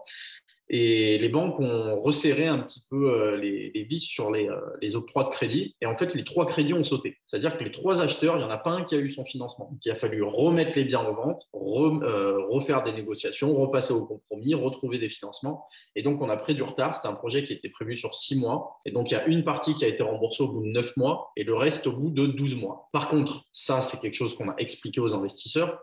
C'est le plus important finalement. Ça peut arriver, on est dans l'immobilier, on n'est pas sur des produits à capitaux garantis. Donc, dans le pire des scénarios, ils savent qu'ils peuvent perdre de l'argent. Là, ce n'était pas le cas. Mais oui, on a pris du retard. Maintenant, comment on vous l'explique? On vous l'explique factuellement, quoi. Voilà ce qui s'est passé. Les 3 crédits, ils ont pété. On a dû trouver d'autres acheteurs. Ça a été un peu plus long. Les délais avec les notaires, les banques, on sait ce que c'est, surtout en France, ce n'est pas évident. On a pris un peu de retard, on vous rembourse la première moitié, enfin une partie 3 mois avec 3 mois de retard. L'autre partie, ce sera encore 3 mois plus tard. Par contre, on a joué le jeu, on a renégocié avec le marchand de biens qui faisait de très belles marges, ça ne remettait pas en question l'opération. On a renégocié avec lui une hausse du rendement sur le retard qui avait été pris. Donc, l'un dans l'autre, les investisseurs, certes, ils ont mobilisé l'argent plus longtemps, mais ils ont gagné plus. Donc, voilà, ils s'y sont retrouvés très largement. On parle ici d'une hausse qui a fait que sur les derniers mois, donc sur ce qui a excédé le délai prévu, ils étaient sur une base annualisée à 20%. Donc, globalement, ils ont dit « ça fait chier, je suis à 20%, je vais m'en remettre ». Et finalement, ça s'est très bien passé. Mais voilà, ça peut arriver. On n'est jamais à l'abri. Juste une dernière question sur cette partie, comme ça permettra, si certaines personnes sont intéressées d'avoir toute la vision, imaginons que ça arrivait, il y a des assurances pour couvrir les montants ou c'est une perte sèche à coup sûr? Alors, il y a plusieurs niveaux de garantie qui existent, hein. Ça, tout dépend des projets. Il y a des projets sur lesquels ça va être impossible de récupérer les fonds. Évidemment, nous, notre taf, c'est de faire des projets qui offrent un couple rendement-risque qui est optimisé. Et donc, il y a tout un tas de garanties qui sont possibles. Ça peut être des cautions personnelles des dirigeants. Donc, on va pouvoir aller taper sur leur patrimoine perso si jamais ils n'étaient pas en mesure de rembourser. Ça peut être des nantissements de parts sociales. Ça veut dire qu'on va aller taper sur la société qui porte le projet, voire sur une holding qui serait au-dessus. Donc, on va aller récupérer des parts ou du cash qu'il y aurait dans cette société en disant tu ne m'as pas remboursé sur ce projet. Par contre, tu as d'autres projets qui se sont bien passés. Là, je vais aller piocher dans tes bénéfices précédents. Ça peut être une hypothèque, par exemple. Donc, on va prendre une hypothèque sur le bien, comme le ferait la banque finalement. Donc, ça, c'est possible que s'il n'y a pas déjà une banque sur le financement. Et donc, on peut aller prendre une hypothèque et si ça se passait mal, on récupérerait le bien et en fait, on bouclerait l'opération nous-mêmes et on redistribuerait les bénéfices. Donc, il y a quand même des niveaux de sécurisation. Ce n'est pas des produits qui sont garantis. Ça, il faut bien en être conscient. Il y a toujours un risque de perte en capital. Maintenant, nous, notre taf, c'est justement de réduire au maximum ce risque et en tout cas de l'expliquer aux investisseurs et qu'ils fassent le pour et le contre finalement, qu'ils se disent « OK, quel risque je prends, pour quel rendement ?» Et s'ils estiment que c'est cohérent, à ce moment-là, ils se positionnent. Moi, pour investir sur ce genre de projet, ce que je me dis, alors, je sais pas, du coup, c'est que de toute façon, dans le pire des cas, la personne va manger surtout sa marge en premier. Et ça voudrait dire elle a mangé sa marge et même en mangeant toute sa marge, parce que ce sont des sociétés qui préfèrent finir à zéro que mal finir, parce qu'elles se grillent. Du coup, ça voudrait dire qu'elles sont à moins 20 à 25%, parce que une marge cohérente, c'est finir à 20% de marge, on va dire 20 à 25% sur un projet, c'est à peu près ce qu'on voit dans les standards. Ça veut dire qu'il bouffe sa marge et même en faisant ça, il n'est pas capable de rembourser. Moi, c'est vrai que dans les projets, alors pareil, mais dans les projets que je vois, ce qui peut se passer, c'est soit un retard, soit au final un remboursement tout de suite, parce qu'en fait, on se rend compte que le porteur, entre ce qu'il a dit et ce qu'il est en train d'implémenter, ça sent le roussi. C'est ce que j'ai pu voir, mais du coup, on demande, on lui bloque. En fait, au dernier moment, avant de lui débloquer, on reprend, quoi. Ouais. Alors après, pour remettre les choses aussi dans leur contexte, en ayant toujours les précautions qui sont de dire qu'il n'y a pas de garantie en capitaux, puisque ça fait partie aussi de notre métier de conseiller. On ne peut pas non plus vendre du rêve aux gens. Il faut être très clair sur les potentiels de gains et les risques, malgré tout ce que j'ai dit et le fait qu'on essaye de les réduire. Mais pour prendre un peu de recul là-dessus, il faut savoir qu'au niveau national, les clubs deals immobiliers, c'est un projet sur 1000 qui se passe mal. Donc, c'est très, très rare. Et comme je le disais tout à l'heure, ce projet sur 1000, en général, ça vient de plateformes qui n'ont pas été très rigoureuses dans leur processus de sélection des projets et qui ont financé n'importe comment pour avoir du flux, quitte à ce que ça lèse les investisseurs. Mais globalement, c'est quand même très, très rare. Et comme tu le disais, le marchand de biens, il va préférer réduire sa marge que de se planter auprès de ses investisseurs parce que derrière, il ne fera plus jamais d'opération. C'est un tout petit milieu, tout se sait. Au niveau des banques, au niveau des investisseurs privés, comme on peut regrouper, etc. Si tu as un promoteur ou un marchand de biens qui fait n'importe quoi, derrière, c'est fini. Il ne fait plus jamais d'opération de sa vie, en tout cas pas en France. Donc, pour eux, ce n'est pas envisageable de faire n'importe quoi. On a eu le cas avec un promoteur qui avait… il avait bien anticipé ses marges, il avait pris une enveloppe supplémentaire pour les travaux. C'est un énorme projet avec beaucoup de travaux et avec la hausse des prix des matériaux, en fait, il en a eu pour plus cher que prévu. Et lui, typiquement, c'est ce qu'il a fait. Pour pouvoir rendre aux investisseurs ce qu'il avait prévu, il a préféré réduire sa marge et tenir son engagement que de conserver son niveau de marge à lui et de léser les investisseurs. Et au final, ils ont apprécié et ils l'ont refinancé sur un autre projet. Et quand je te dis qu'il a réduit sa marge pour redistribuer aux investisseurs, c'était même pas pour leur rembourser leurs capitaux, c'était pour leur rembourser le rendement. Parce qu'en fait, c'était une opération, en fait, on rentrait au capital directement. Donc, c'était un partage de marge. Et globalement, les investisseurs, au prorata, en annualisant, ils étaient à 30%. Donc, il aurait pu leur donner que 20%. Tu vois, ils s'en seraient remis. Mais lui, il a tellement tenu, il a dit non, moi j'ai signé un contrat où je leur donnais 30%, je ferai tout pour leur donner leurs 30%. Et donc il a réduit sa marge, il n'a quasiment pas fait de marge d'ailleurs sur cette opération, mais il a pu donner les 30% et les investisseurs, ils ont adoré. Et là, on est en train de lui financer une opération à 3 millions d'euros. Mais on n'aurait pas pu le faire s'il n'avait pas joué les jeux. Tu vois, donc c'est très important de voir aussi ce côté-là. Le marchand de biens, en général, il a une vision long terme et il ne voudra pas se planter, il fera tout pour rembourser. Yes. Excellent. Quelle est la meilleure compétence que tu as pour réussir dans le poste d'entrepreneur? Oula, Ça, c'est compliqué, ça. C'est compliqué, mais c'est intéressant. Écoute, je pense que je ne me pose pas de questions. Enfin, c'est paradoxal. Je me pose beaucoup de questions. J'ai le cerveau qui tourne H24 même quand je dors. Mais en fait, j'ai toujours été du genre à foncer. Alors, je ne dis pas que je ne réfléchis pas avant de faire les choses. Je pèse toujours le pour et le contre. Je suis quelqu'un de réfléchi de manière globale. Mais disons que je ne me trouve pas d'excuses, quoi. Il faut faire ça, et ben on le fait. Et s'il faut bosser, réellement, ça nous est arrivé au début quand on s'est lancé avec mon associé. Mais c'est ce que tu disais tout à l'heure, tu parlais de 20 heures sur 24. Il y en a pour qui c'est inconcevable. Ils vont te dire physiquement, c'est pas possible. Bah, si suis un entrepreneur réellement dans son quotidien au début quand il lance une boîte et tu verras que tu ne vas pas le suivre si toi, tu n'es pas dans le même délire. Vraiment, il y a des entrepreneurs, filme-les H24, il y a des gens qui bossent 20 heures sur 24. 7 sur 7 pendant plusieurs mois ou années au début. Et ça, typiquement, bah, ça a été possible. Moi, c'est ce qui m'est arrivé. Ça a été possible parce que je ne me posais pas la question, tu vois. Il fallait le faire. Il faut foncer. Il y a un moment donné, ça ne va pas se bâtir tout seul. J'ai des grandes ambitions pour ma boîte. Je ne me pose pas la question de est-ce que c'est bien de bosser 20 heures, de dormir très peu la nuit, de sauter 2 repas sur 3, de ne pas boire assez d'eau, de ci, de ça. Tout ça, c'est OK. On éclipse toutes ces questions. Vite, on les met de côté et on fonce et on fait le taf. Donc, je ne sais pas si c'est le bon terme, le fait de ne pas se poser de questions, mais je fonce. Voilà, je ne me cherche pas d'excuses. Il faut faire, on fait, peu importe le contexte autour. On est d'accord qu'on parle d'un déséquilibre. Un déséquilibre dans une vie, il faut qu'il ramène à un équilibre. Maintenant, on est obligé à certains moments d'avoir un déséquilibre. Vous avez un enfant, et ben, les premiers mois, il y a un déséquilibre dans votre vie de couple. Et même dans votre vie, dans votre horloge interne, il va falloir se réveiller. On a toujours, en fait, quand on a un nouveau projet, un déséquilibre. On n'est pas en train de dire qu'il faut bosser 20 heures sur 24 toute sa vie, parce que de toute façon, physiologiquement, si vous ne prenez pas soin de vous, mais tout ça, c'est bête, c'est tout bête ça. Mais c'est excellent ce que tu viens de dire. Parce que moi, je suis très sur le sport, sur l'hydratation, le renfort. Aujourd'hui, je peux me payer un coach parce que peut-être qu'à un moment, je me suis déséquilibré, ce qui fait que ça m'a produit des revenus qu'il faut qu'aujourd'hui, je veux un coach parce qu'à 40 ans, continuer le sport de combat, ben, c'est compliqué. Du coup, je me suis pris un coach pour ne pas me blesser et tout. Ben, je ne me pose pas la question de me poser c'est bon pour moi, c'est bon pour mon corps, ben, quoi qu'il arrive, je peux le faire. Mais effectivement, j'ai eu un déséquilibre à manger devant mon ordinateur et à certains moments des salades, parce que je fais super attention. Mais malgré tout, ben, on sait que ce n'est pas bon de manger devant son ordi, mais à un moment, il faut bien se former. Ouais. Est-ce qu'on dit aux gens de se former moi, à un moment, dès que j'avais un quart d'heure, je me formais.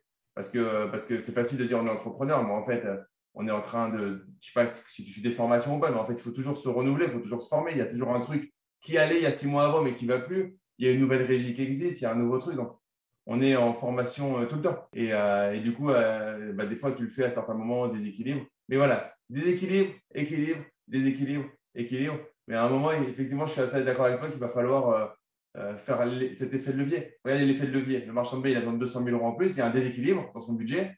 Et il va rééquilibrer à la fin, il va rendre, il va faire sa marge. Il va se remettre à l'équilibre. Ça va lui occasionner un peu de stress. À la fin, il va faire 200 000 €. Oui, en fait, c'est des cycles. Tu vois, il y a un auteur qui est assez connu, qui a écrit en français, c'est L'autoroute du millionnaire. MJ DeMarco. Et il a écrit un autre bouquin qui est un peu moins connu, qui s'appelle Unscripted. Lui, il n'a pas été traduit, mais il est super intéressant pour ceux qui lisent l'anglais. Vraiment, c'est un bouquin que je recommande. Et en gros, il tacle un peu ceux qui pensent qu'ils auront un train de vie facile en étant entrepreneur.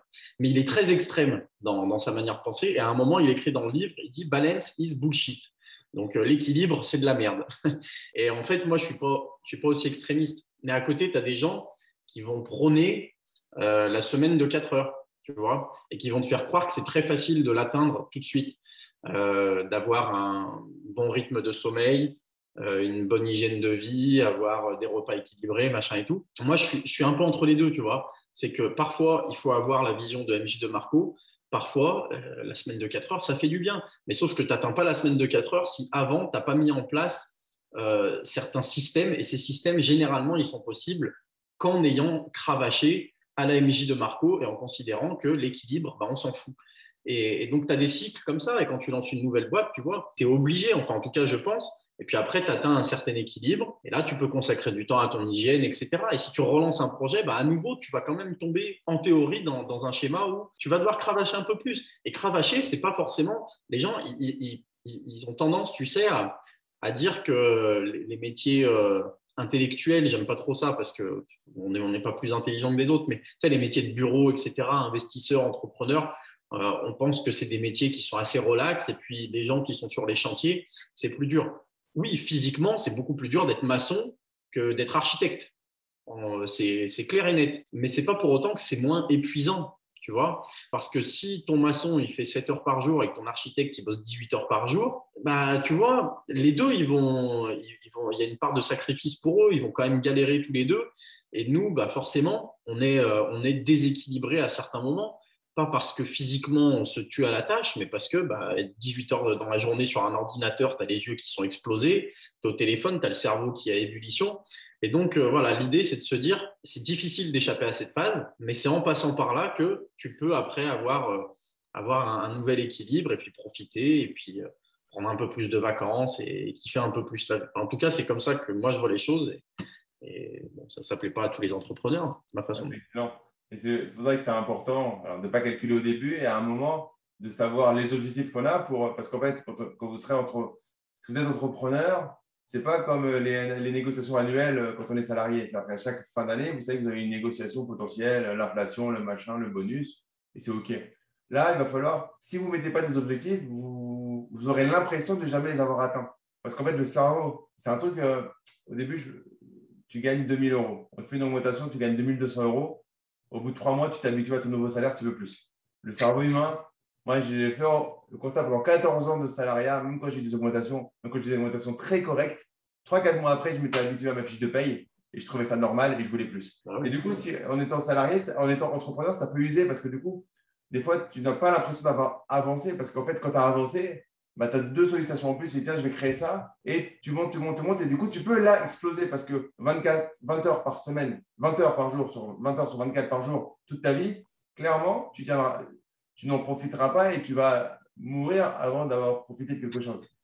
Et pour la solution de ça, c'est de se mettre des objectifs quantifiables, atteignables et tu dis ok, là j'ai atteint, comment je me récompense par exemple. Allez, je vais me faire une mini-retraite, je vais me faire un truc, je vais m'acheter ça. En fait, donner à ton cerveau un peu de gaz. Quand on fait un régime, quand on fait une sèche en sport, et ben, à un moment, des fois, de temps en temps, tous les 15 jours, il faut faire un repas fat. Parce qu'il faut aller rappeler à son cerveau qu'il lui redonner le fait d'être content de prendre des glucides, des graisses et tout ça. Il faut travailler ça au fur et à mesure. Au début, on a envie d'être un ayatollah du truc. Et c'est normal. Et en plus, on en a besoin. Donc, ça tombe bien, c'est la motivation. Et à un moment, il faut se régler. Et c'est vrai que c'est pour ça que je pose cette question qui n'est pas anodine d'être en couple ou pas. C'est qu'en fait, l'équilibre, on ne peut pas l'avoir tout seul. Par exemple, en étant entrepreneur, on est bête. Donc, quand on tombe dans la marmite, on est un peu à fond. C'est-à-dire qu'on ne voit que ça. On ne va pas se mentir, on ne voit que ça. Donc, on est un peu égoïste là-dedans. Un entrepreneur, moi, je trouve, j'espère que ma femme ne va pas écouter jusque-là, on est égoïste. Moi, je sais que je suis égoïste. Quand je travaille, il n'y a que mon travail qui compte. Parce que je suis. En tout cas, c'est tard, je trouve de ça. On s'en rend compte après plusieurs années. On ne voit pas au tout début ça. Ouais, mais après, tu vois, avec tes enfants, quand tu te dis, papa, tu as l'impression que tu vas aller chercher le matin, tu vas aller chercher à 4 heures et tout. Tu dis, papa, tu fais que travailler. Ouais. Les enfants, ça te balance le truc alors que tu essayes tu as l'impression que tu leur donnes des trucs. Mais c'est vrai que quand tu travailles, tu travailles tellement avec ton cœur, en fait, que moi, j'ai rien, on n'entend rien autour. Et du coup, il faut se mettre ces objectifs pour savoir, OK, soulagé, j'ai fait ça, j'ai accompli ça. Donc déjà, j'ai accompli ça. En ayant accompli ça, je me suis donné 10 ans de rémunération, par exemple. Où je sais que j'ai une oxygène de 10 ans. J'expire. Et comme ça, vous allez trouver votre équilibre. Maintenant, effectivement, et c'est le but, on va pas moi, je ne veux pas qu'on vous trace un portrait trop noirci du truc, et ni trop embelli. Juste le juste milieu. Ce n'est pas en montant un business en ligne que vous serez millionnaire. C'est avec une logique derrière de ce que vous voulez implémenter et d'avoir vraiment la foi dans ce que vous voulez mettre en place. Oui, bien sûr. Il ne faut pas faire de généralité aussi. Tu as des entrepreneurs qui vont monter des business, qui vont réussir très vite. Tu en as qui vont réussir en se consacrant que quelques heures par jour à leur business. Ça existe aussi. Mais une majorité, malgré le fait qu'aujourd'hui, tu as les réseaux sociaux, que tu as Internet, que ça va plus vite, que tu peux créer des business en ligne, etc., force est de constater que malgré tout le monde ne réussit pas sur Internet, bien qu'on te fasse croire que le dropshipping, c'est incroyable, que la vente de formation est… ton CPF qui régale, c'est l'avenir, etc. Voilà, tu en as pour qui ça marche, c'est vrai, il faut le reconnaître, Mais la plupart des entrepreneurs, c'est des gens qui, à un moment donné, ont fait des sacrifices. Par contre, faut essayer effectivement d'avoir des objectifs, d'avoir une capacité de travail cohérente avec les objectifs. Parce qu'évidemment, si tu vises 1 million par an ou juste une alternative au salariat pour gagner 2 000 euros par mois, tu n'as pas la même implication à avoir non plus. Et il ne faut pas non plus tomber dans le travail pour le travail. Il ne faut pas bosser 20 heures par jour juste parce que tu penses que c'est comme ça que tu vas réussir et parce qu'on t'a dit qu'un entrepreneur, c'est quelqu'un qui bosse beaucoup. Si tu bosses 20 heures par jour, c'est que tu as du taf pour t'occuper 20 heures tous les jours. Si tu n'en as pas, au pire, tu te formes, tu lis des livres, tu passes du temps avec ta famille. C'est du temps que tu ne rattraperas pas non plus, hein, tout ça. Donc, autant l'utiliser intelligemment.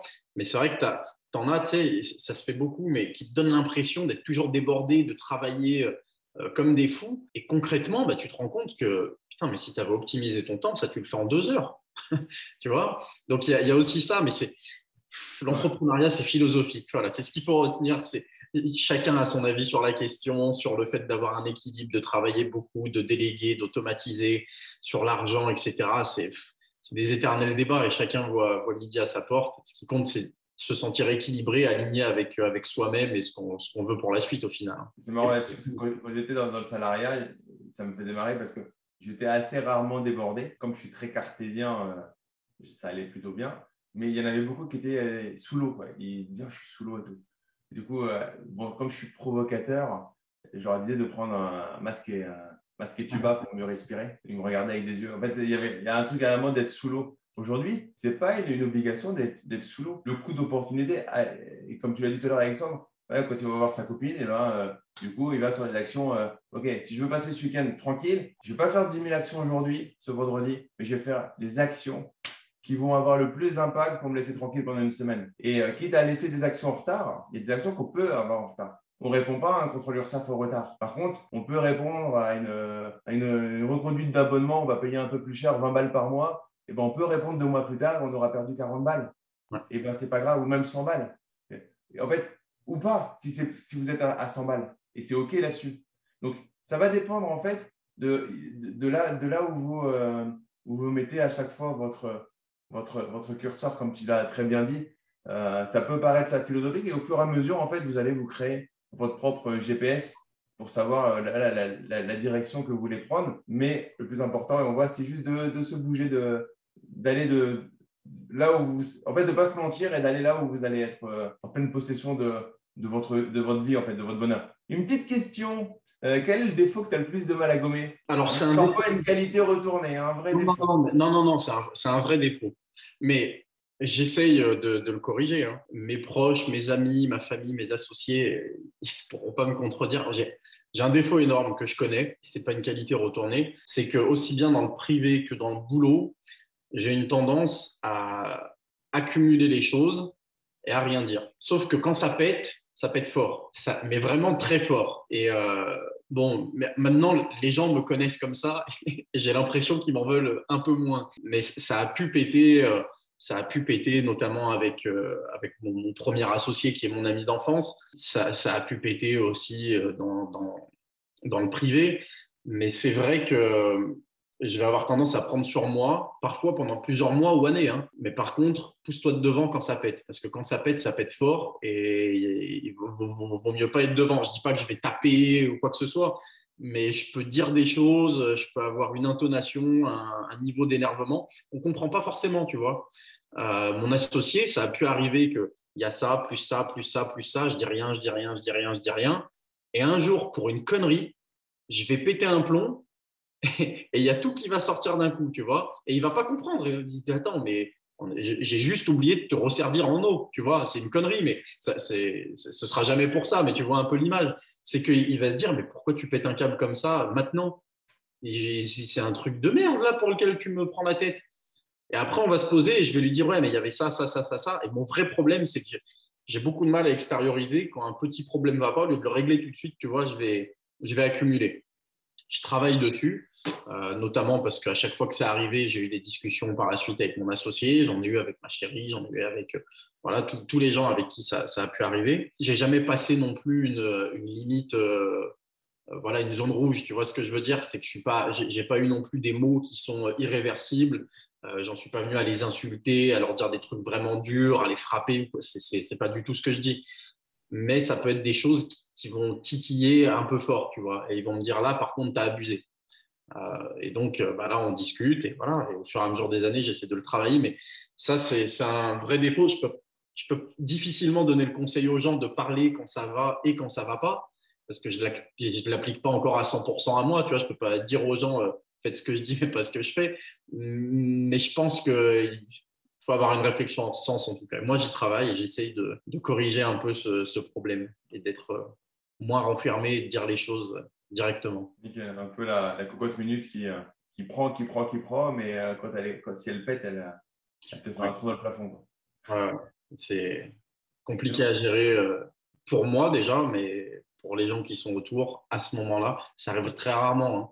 Ça m'est arrivé quelques fois dans ma vie, mais ces fois-là, et puis voilà, même si ce n'est pas des trucs irréversibles, tu dis des choses que tu regrettes ou tu emploies un ton que tu n'aurais pas dû employer, et parce qu'en plus, tu as ces réactions avec des gens qui ne le méritent pas au final, tu vois, qui sont des proches et avec qui tu as envie de tout sauf d'avoir ce genre de discours ou ce genre de crise, quoi. Yes. Merci pour ta transparence. Et ça montre qu'en fait, quand on est entrepreneur, c'est aussi une longue introspection où il faut se remettre en question parce qu'il n'y a personne au-dessus. Alors, il y a les associés, mais quand ce n'est pas forcément. Donc, une puissance de se remettre en question tout seul. Savoir se dire, OK, qu'est-ce que je fais bien, qu'est-ce que j'ai fait mal, qu'est-ce que j'ai merdé, est-ce que j'étais trop loin? Bon, moi, je vais aller m'excuser.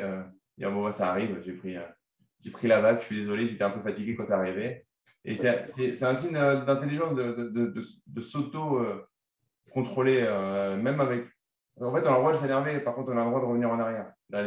Et c'est ça qui est excellent. Bravo à toi. Et ça fait aussi, tu vois, ça rejoint la notion d'équilibre dont on parlait tout à l'heure, parce que moi, à chaque fois que ça en est arrivé là, donc le mauvais côté, c'est que c'est pas ouf, tu vois, j'aurais préféré ne pas en arriver là, mais par contre, ça te permet de te poser des questions profondes sur plein de sujets, notamment cette notion d'équilibre. Tu vois, à ces moments-là, je me suis dit, OK, qu'est-ce que je peux changer pour pas arriver à ce niveau de fatigue ou d'accumulation à l'avenir qui fera que je vais retomber dans ce genre d'excès. Comment je peux améliorer mon quotidien? Comment je peux automatiser cette tâche qui aujourd'hui m'a pris la tête et que je ne veux plus jamais voir nuire ma vie, que ce soit pro ou perso.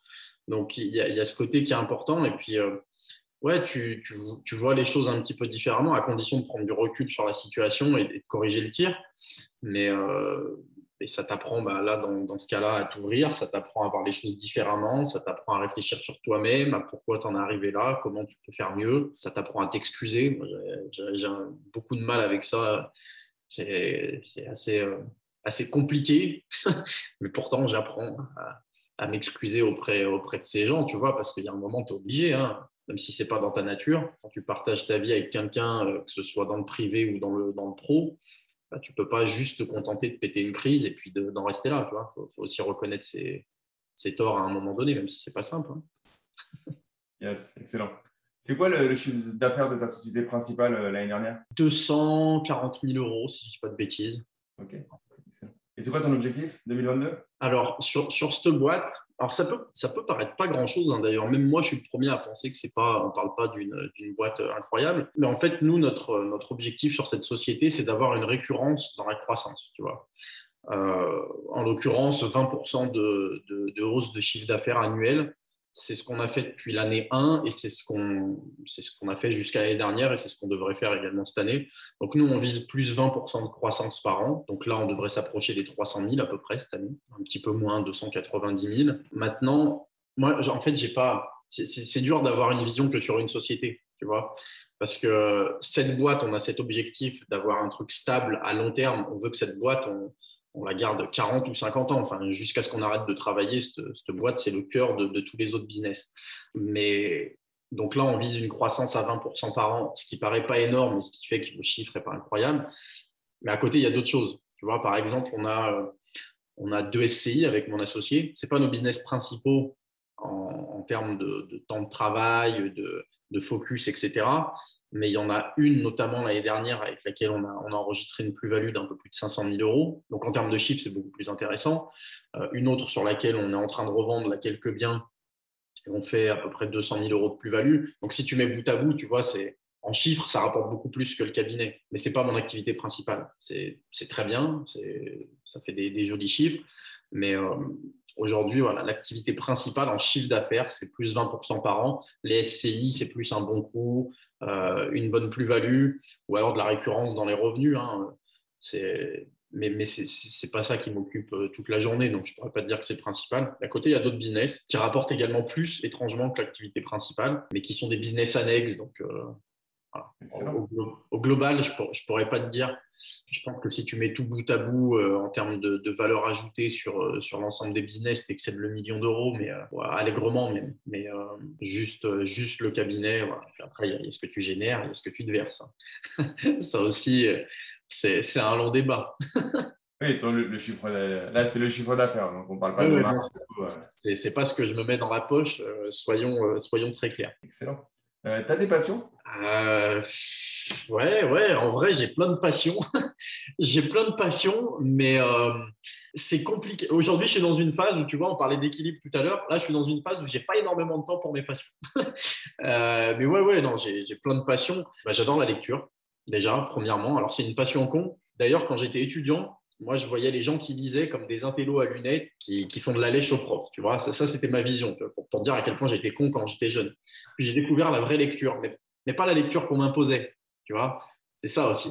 Quand tu es en études, tu sais, on te donne une liste, tu dois choisir quelques livres, mais globalement, tu les trouves tous tout pourris. Donc, tu prends les moins pourris dans le lot. Les moins gros aussi. Voilà, et les moins gros. Et au final, j'ai découvert le vrai plaisir de la lecture qui m'intéressait, tu vois, des sujets qui me plaisent. Donc, oui, j'adore la lecture, j'adore apprendre. Tu parlais de formation tout à l'heure, j'en fais régulièrement. Et ça peut être des formations pour le niveau intellectuel. Ça peut être, moi par exemple, je suis passionné, c'est con, ça fait cliché, mais je suis passionné de la vie en fait en général. C'est-à-dire que je peux prendre un après-midi et puis aller me promener en forêt, tu vois. Parce que c'est à des années-lumière de ce que tu fais quand tu as la tête dans le guidon et je trouve ça génial, tu vois, de ressentir un peu la nature. Moi, je suis passionné, j'adore les animaux, par exemple. Donc, je vais voir un lièvre. S'il part pas, je pars pas non plus. Tu vois, je vais rester une demi-heure à le regarder, à me dire putain, la nature est bien faite. J'adore plein de choses. J'adore les sports automobiles, j'adore la moto, j'adore.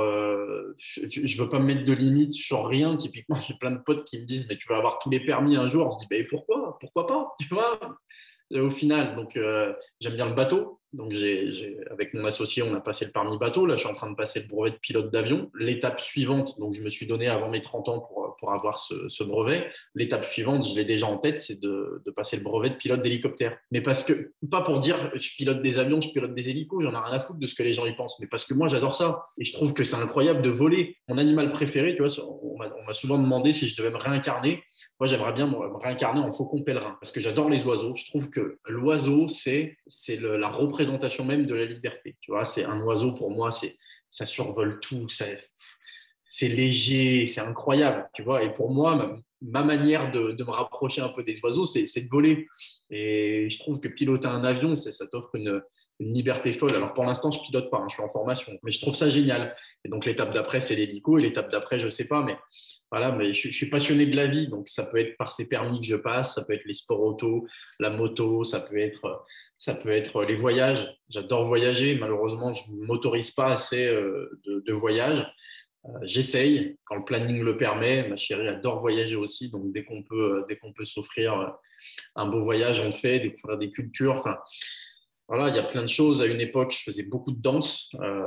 C'était une autre vie. J'ai arrêté il y a fort longtemps, mais tu vois, j'étais passionné de ça et je me suis donné à fond à ce moment-là. Aujourd'hui, c'est d'autres choses qui ont pris le pas, mais globalement, ouais, le meilleur résumé que je peux te donner, c'est que je suis passionné de la vie. Et dès que je m'intéresse à un sujet, je m'y donne à fond et je m'y intéresse réellement. Voilà. Puis je suis passionné par tous les gens qui m'entourent aussi. Tu vois, c'est un peu con, mais c'est vrai. J'adore parler avec ma chérie, m'intéresser à ce qu'elle fait. Son travail me passionne. Aller la voir comme je te le disais tout à l'heure en off avant qu'on démarre, elle est en train de lancer un projet d'hôtel dans le sud. Et moi, j'adore aller visiter, voir comment évolue le chantier, les logiciels qu'elle a mis en place, comment elle gère les équipes. Là, je trouve ça passionnant, tu vois. Et c'est pas parce que c'est elle, c'est que, si, ça joue sur moi un petit peu. J'ai du mal à être objectif, mais j'adore la regarder s'épanouir dans son travail. J'adore ce côté businesswoman. Voilà, et puis j'adore la regarder, j'adore parler avec elle. Et c'est pareil pour tout, c'est pareil pour mes potes. J'ai des potes qui sont extraordinaires, j'en ai qui s'intéressent à la spiritualité, c'est pas du tout mon cas. J'essaye petit à petit de m'ouvrir à ça, mais c'est pas mon domaine de prédilection. Mais eux sont passionnés par ça, ils me transmettent leur passion et j'arrive à m'intéresser. Donc, passionné de la vie et de tout ce qui peut se passer de bien. Hein. Je suis pas passionné par la guerre et ce genre de choses, c'est pas trop mon état d'esprit. Mais voilà, pareil, c'est philosophique comme réponse. Excellent. Tu as déjà fait du saut en parachute? C'est toi qui aimes voler? Ouais, j'ai fait du parachute, ouais, incroyable. Yes, excellent ça. Ouais, je suis passionné de sensations fortes aussi, je ne l'ai pas évoqué, mais ouais, tout ce qui peut, parachute, élastique, tout. Yes. Est-ce que tu penses que tes études t'ont servi? Ouais, carrément. Encore un gros cliché qu'on a sur les entrepreneurs qui pensent on se dit l'entrepreneur, il va cracher sur le système scolaire, les études, etc. Je suis pas en phase avec le système éducatif, en tout cas en France. Il y a beaucoup de choses que je comprends pas et ça fait partie de mes objectifs de vie, enfin de nos objectifs de vie avec mon associé, d'essayer de révolutionner un peu ça à notre échelle. Mais par contre, je pense qu'il y a un côté intéressant dans les études dès le plus jeune âge. Ne serait-ce que d'apprendre à être social, par exemple, s'ouvrir aux gens, à différentes cultures, etc. Mine de rien, mais je ne m'en rendais pas compte à 5-6 ans. Mais avec le recul, je me dis que c'est quand même une étape essentielle, tu vois, que tu ne deviens pas un sauvage, tu apprends à discuter avec les gens, en bien ou en mal, avec les désaccords qui vont avec et parfois les belles rencontres qui peuvent suivre. Mais donc l'école, j'ai un gros problème avec, mais je respecte quand même les fondamentaux que ça apporte. Et mes études, à partir du secondaire, les études un peu plus supérieures, parce que c'est le sens de la question, j'imagine, ouais, elles m'ont servi. Pas directement, parce que je t'ai dit que j'ai fait des études de comptabilité. Et donc aujourd'hui, en tant que gestionnaire de patrimoine, c'est pas, voilà, c'est le fait de savoir analyser un bilan à compte de résultats. C'est pas ce qui fait de moi un bon ou un mauvais gestionnaire de patrimoine. Par contre, ça t'apporte une logique. Enfin, mes études, en tout cas, m'ont apporté une certaine logique, une certaine vision des choses qui me servent au quotidien. Et puis, toutes ces études comptables me servent aujourd'hui dans mon activité d'entrepreneur. Parce que même si ça ne me sert pas au quotidien en clientèle, ça me permet d'avoir quelques ratios, d'étudier aussi nos chiffres à nous en interne, de comprendre quand le comptable me parle. Parce que tu sais, c'est toujours pareil, si on te raconte un truc mais que tu sais pas ton domaine, ça peut être compliqué. Tu ne sais pas si c'est bien, si c'est pas bien. Là, quand il sort le bilan, le compte de résultats, je sais quelle ligne il faut regarder, si la boîte, elle s'en sort bien, si les chiffres sont bons, si on a été un peu en dessous. Donc, ouais, clairement, ça m'a beaucoup servi de façon indirecte, mais ça a été indispensable, je pense, pour moi. Que dirais-tu à un jeune qui a envie de lâcher ses études pour se consacrer 100% au lancement de sa société?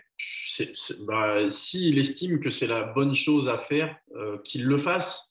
Moi, en fait, je pense que les études, c'est une bonne chose, mais si elles ont un sens vis-à-vis de ce à quoi tu aspires. Si tu penses qu'il faut t'arrêter, arrête et consacre-toi à ton projet.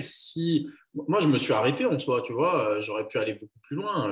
Je visais des études largement au-delà de ce que j'ai pu faire et je me suis arrêté en licence. J'ai repris parce qu'il a fallu reprendre pour avoir le cabinet, et sinon, je n'aurais pas repris. Moi, je pense, tu sais, aujourd'hui, on pense qu'il faut un certain niveau d'études pour être accepté. On pense que c'est sympa de dire j'ai un master, j'ai un doctorat. Je vais te dire, c'est comme ceux qui pensent que les entrepreneurs, c'est des gens qui n'ont pas de diplôme et que tu réussis mieux si tu n'as pas fait d'études et que si tu as fait des études, tu es embauché par ceux qui n'en ont pas fait. Tu sais, tu as plein de phrases toutes faites comme ça. Moi, je pense qu'il n'y a pas de vérité universelle à ce niveau-là. Tu peux avoir fait des études, être un excellent entrepreneur.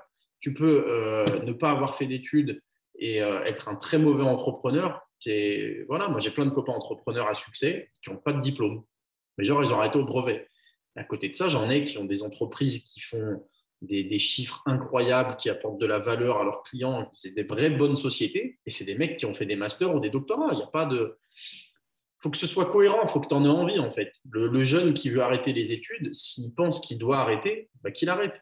Maintenant, s'il arrête parce qu'il a vu une vidéo sur Internet où le mec lui dit « Oui, vas-y, arrête les études, les entrepreneurs, les vrais, c'est des gens qui n'ont pas de diplôme. » Réfléchis un peu plus avant d'arrêter. Il faut que ce soit une conviction. Moi, je fais les choses avec le cœur tout le temps. C'est que si j'ai envie d'un truc, je le fais.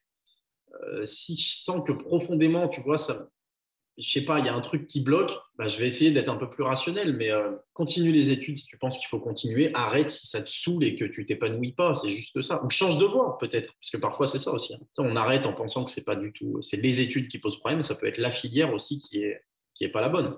Excellent. Et dans ces cas-là, arrête pas juste parce que tu n'as pas envie de bosser, quoi. Sois honnête avec toi-même, parce que si tu n'as pas envie de bosser dans tes études, tu ne bosseras pas en tant qu'entrepreneur. Clairement. Excellent. Qu'est-ce que tu dirais à Alexandre de tes débuts? Oh putain, qu'est-ce que je dirais, Alexandre, des débuts? Franchement, il y a plein de choses, mais déjà, de ne pas prendre les choses trop pour soi, d'essayer de comprendre la vie des autres. Je m'explique. On a un groupe, donc avec mon associé, on a un groupe, on a une dizaine d'amis d'enfance. Quand je te dis d'enfance, c'est vraiment, bon, on a 27 et 28 ans hein, globalement dans ce groupe aujourd'hui, donc on a encore des gosses en soi, mais on se connaît depuis qu'on a, pour les plus anciens, depuis qu'on a 3 ans, tu vois. Et on a gardé ce noyau, aujourd'hui encore, on se voit. Maintenant, tout le monde a fait un peu sa vie, t'en as qui se sont mariés, t'en as qui ont des enfants, bon. Mais on a ce groupe qui est encore très uni. Pourtant, quand on a commencé avec mon associé, il y a eu une période où pendant, je pense, 1 an ou 2, ça a été très compliqué parce que tu as des dialogues de sourds, en fait. Tu vois. Et eux, comme nous, on a tous notre part de responsabilité. C'est-à-dire que eux, ils vont pas comprendre que tu viennes plus jamais en soirée. Ils vont pas comprendre que tu viennes plus en vacances avec eux l'été. Que tu sois jamais disponible, que ce soit compliqué. Les rares fois où tu les vois, tu es complètement fatigué et tu rentres. Voilà, tu as fait un apéro, après ils vont en boîte. Bah, toi, tu vas pas en boîte, tu rentres après l'apéro. Tu vois, tu as un écart un peu qui va se creuser et eux vont trouver que tu as changé et toi, en réalité, tu as changé, tu vois. Mais tu vas pas le reconnaître et tu vas penser que c'est eux qui comprennent pas, qui font exprès, qu'ils ont quelque chose contre toi. Tu sais, tu te sens un peu persécuté.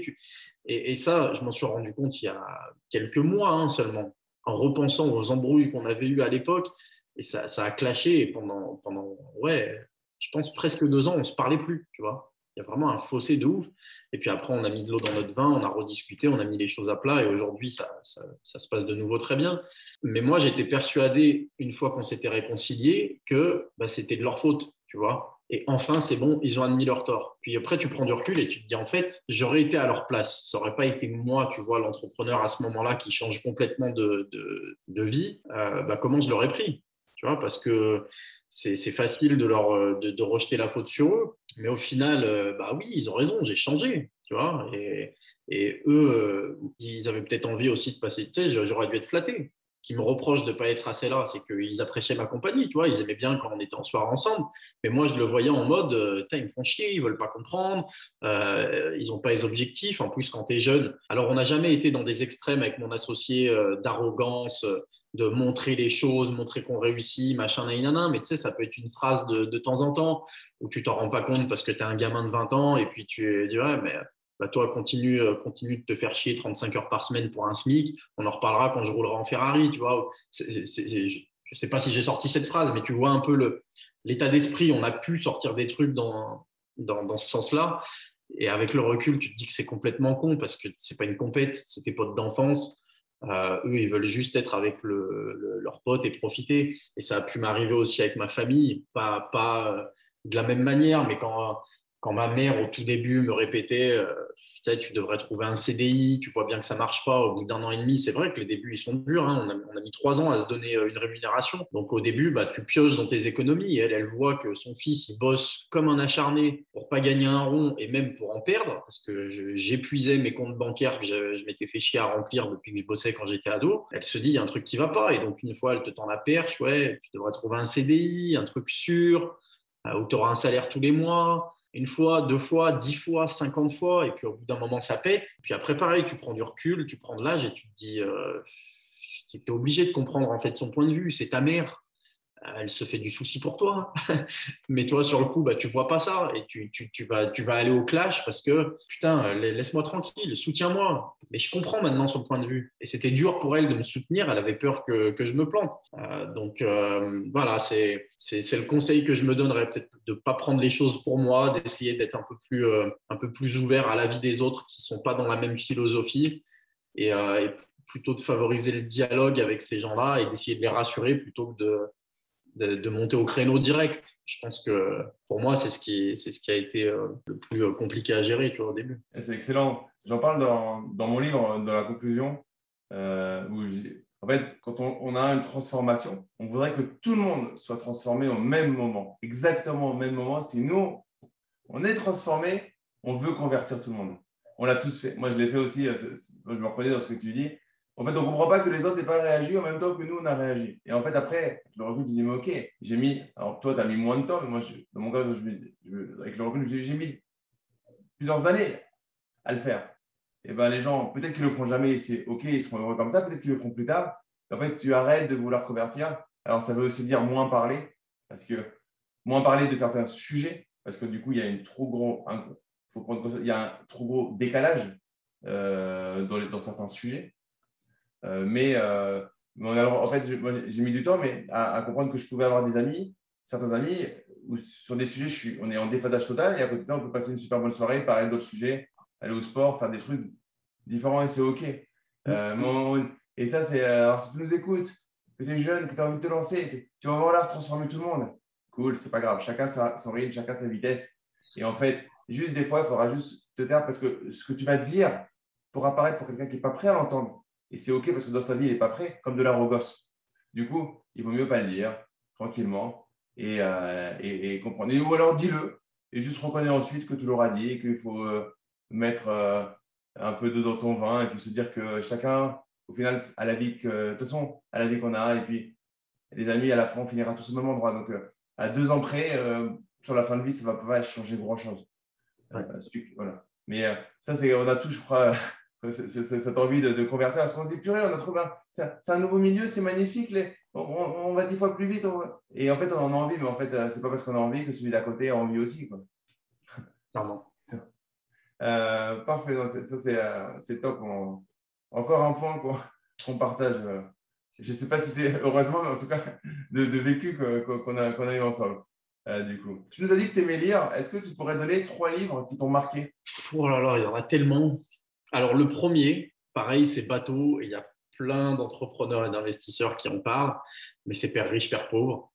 Le premier livre que j'ai lu, c'est une recommandation de mon associé Florian, donc mon associé sur le cabinet. Père riche, Père pauvre de Robert Kiyosaki. C'est le premier bouquin que j'ai lu. Lui, en fait, il était je sais pas comment ça, c'est un burn-out scolaire, tu vois. Il déprimait de ses études et il était en Espagne, programme Erasmus ou un truc comme ça. Et un de ses colocataires lui a recommandé justement, alors en anglais, Rich Dad Poor Dad.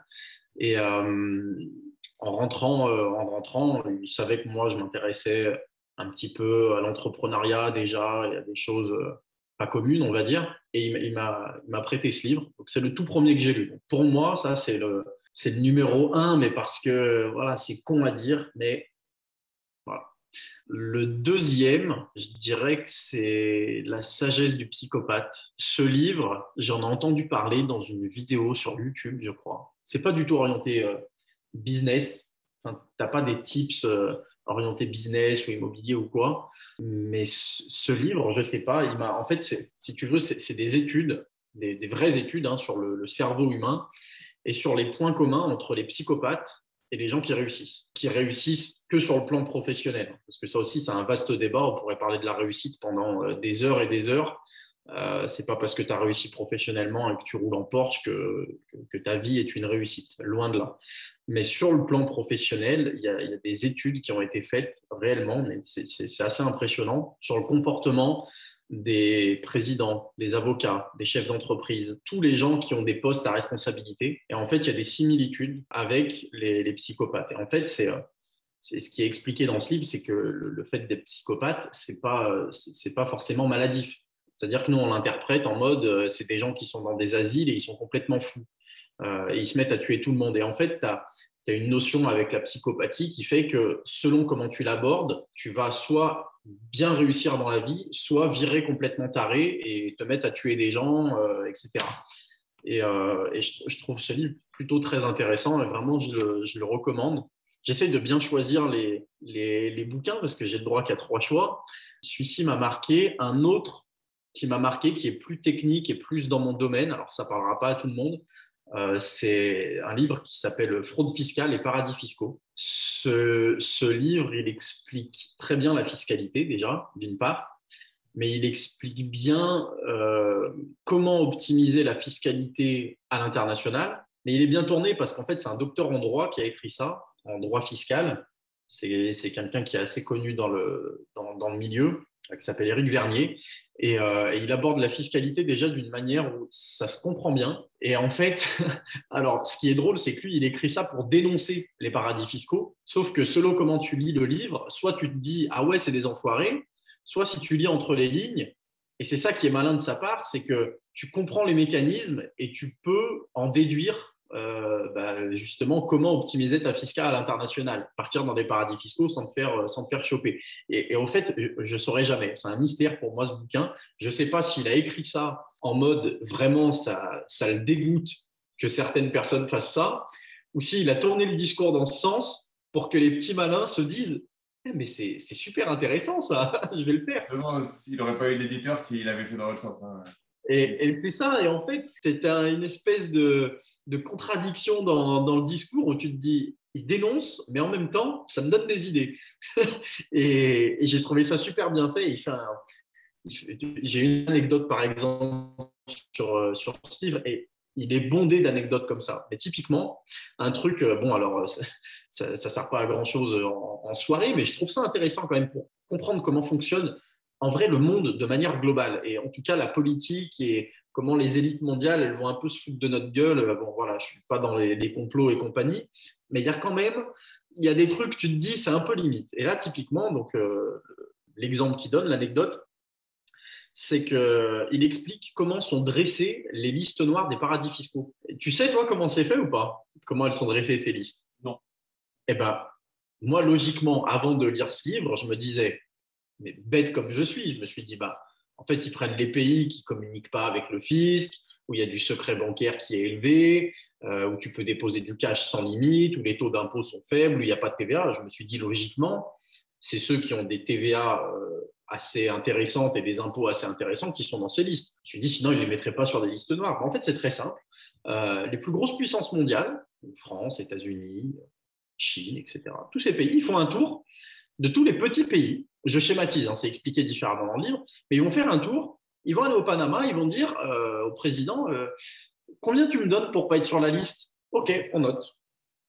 Après, ils vont aller au Belize et ils vont dire combien tu me donnes pour ne pas être sur la liste? Et ils vont faire ça en fait avec tous les pays. Et ceux qui donnent le moins, ils sont sur la liste. Tu vois, c'est aussi simple. Donc en fait, la liste noire des paradis fiscaux, c'est juste des gens qui ne sont pas en accord politiquement ou économiquement avec les grandes puissances mondiales et qui ont refusé de payer pour ne pas apparaître sur la liste. Et quand tu apprends ça, tu te dis mais c'est un truc de fou. Et typiquement, la Suisse aujourd'hui, elle n'est pas sur les listes. Elle devrait y être honnêtement, parce que le secret bancaire en Suisse, on a beau dire que il y a des textes de loi qui sont passés il y a quelques années, il n'y a plus de secret bancaire en Suisse. C'est complètement faux. J'ai été le week-end dernier, mais le secret bancaire, il n'a jamais été aussi fort qu'aujourd'hui en Suisse. Pourtant, on te fait croire en France qu'il n'y a plus de secret bancaire et que les banques suisses, elles communiquent avec le fisc. Et attention, ça ne vaut plus la peine de s'expatrier. C'est complètement faux. Tu peux arriver avec des valises de billets, ils vont t'ouvrir le coffre et ils ne vont jamais le dire au fisc, tu vois. Et ils ne sont pas sur la liste noire. Tu as plein de pays qui ne le sont pas et qui devraient l'être, et tu as plein de pays qui le sont et qui ne sont pas plus dans l'optimisation fiscale que ça. Et donc voilà, ce livre, c'est une des anecdotes qui m'a apprise, mais il y en a plein, et j'ai trouvé ça quand même super intéressant. Il a une vision des choses, ça te fait te poser des questions en tout cas, et tu te demandes si parfois on ne te prend pas un peu pour un imbécile, et en plus tu apprends plein de choses. Donc voilà, c'est les 3 que je recommanderais: fraude fiscale et paradis fiscaux, la sagesse du psychopathe et père riche, père pauvre. En tout cas, j'adore le titre, la sagesse du psychopathe. Ouais, vraiment, je le recommande, il est top. Un conseil pour la personne qui nous suit, qui nous écoute, fait plus d'1 heure et demie et encore en train de nous écouter, et qui a envie de se lancer, mais qui va retourner dans quelques minutes dans sa prison dorée, c'est-à-dire le CDI payé correctement. Alors, cette question, je te mets juste le cadre. Ça a été mon cas pendant des années où j'écoutais les podcasts et puis ensuite, je retournais en banque, bien payé, pour aller faire la première réunion de la journée qui ne sert à rien. Mais j'aimais bien son principe, ce n'était pas le truc le plus stressant. Et du coup, j'ai mis un temps énorme avant d'avoir le déclic de me dire, OK, qu'est-ce que je perds à me lancer, investir, entreprendre, etc. Alors, de mon point de vue, c'est très compliqué parce qu'encore une fois, c'est difficile de donner des conseils sur des choses qu'on ne connaît pas. Et comme j'ai jamais connu le CDI, le monde du travail classique, en tout cas pas depuis que j'ai quitté l'école réellement, je ne saurais pas te dire parce que moi, c'est arrivé, voilà, j'ai monté ma boîte direct, je ne me suis pas posé la question, j'ai foncé. Je peux comprendre qu'il y a un certain confort dans le fait d'avoir une situation, une certaine stabilité, l'assurance d'avoir un revenu à la fin du mois, et que ce soit très compliqué. Comme je ne l'ai pas connu, je ne peux pas imaginer à quel point c'est difficile, mais je suppose qu'une personne qui a un cadre, qui a une stabilité, une sécurité de l'emploi, ça peut être difficile d'envisager de se lancer, surtout si il y a une femme et des enfants en plus, parce que c'est encore plus difficile. En tout cas, j'imagine. Moi, je l'ai pas vécu, donc je saurais pas dire. La seule chose que je peux répondre, c'est que moi, je suis persuadé qu'il faut faire ce qu'on aime et il faut parfois apprendre à foncer. Pas tête baissée, pas faire les choses n'importe comment. Il faut aussi garder un côté rationnel et peser le pour et le contre de chaque situation. Mais tu le disais tout à l'heure, tu vois, on sait, enfin, on a un jour où on est, il y a un jour où on meurt, on ne sait pas quand ce sera ce jour. Et je pense qu'il faut être conscient de la chance que c'est d'être là aujourd'hui et essayer de la saisir pleinement et de kiffer. Si tu as envie de tout plaquer pour aller faire un voyage autour du monde, fais-le. Si tu as envie de tout plaquer pour monter ta boîte, fais-le aussi. Moi, je n'ai pas tout plaqué. En soi, quel risque je prenais, tu vois, c'est le conseil d'un gamin qui avait 20 ans à l'époque, qui vivait chez ses parents, qui ne prenait pas de risque, tu vois.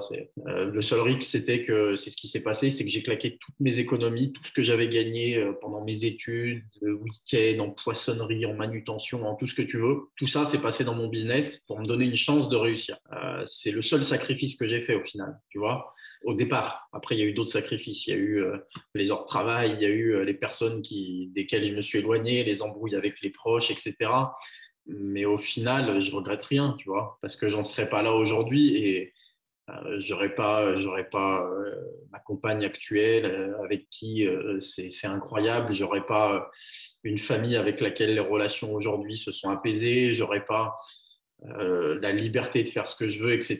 Donc, pour moi, la personne qui se pose cette question, à vrai dire, déjà, c'est qu'elle n'est pas dans le bon schéma. Parce que si tu es bien, moi, tu vois, tu me demandes aujourd'hui si je dois arrêter, qu'est-ce que je ferais? J'en ai aucune foutue idée. J'ai aucune envie d'arrêter. J'adore ce que je fais. Je ne me vois pas faire autre chose. Si une personne aujourd'hui, elle est dans un cadre et qu'elle se pose la question de faire autre chose, c'est que déjà, elle n'est peut-être pas au bon endroit et que du coup, elle devrait envisager de faire autre chose. Quels que soient les risques. Oui, vous allez perdre en confort. Oui, vous aurez plus le salaire à la fin du mois. Oui, ok. Et alors, on peut toujours rebondir.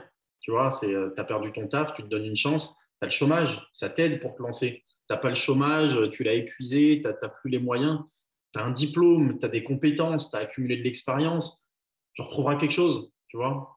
Mais c'est dur. Je comprends que ce soit dur. Enfin, j'essaye de comprendre que ce soit dur. Je ne l'ai pas vécu. Donc, malheureusement, c'est une réponse qui aidera peut-être pas beaucoup. Hein. C'est déjà une bonne réponse. Avec le fait qu'une fois que vous avez pris votre décision, parce que là, ça se travaille, ça ne se fait pas du jour au lendemain. Et vous le travaillez aujourd'hui en France. Quand on crée sa boîte, on peut être aidé pendant un petit moment pour pouvoir subvenir aux besoins principaux de son foyer. Par exemple, si vous avez déjà des responsabilités, vous n'êtes plus chez papa, maman.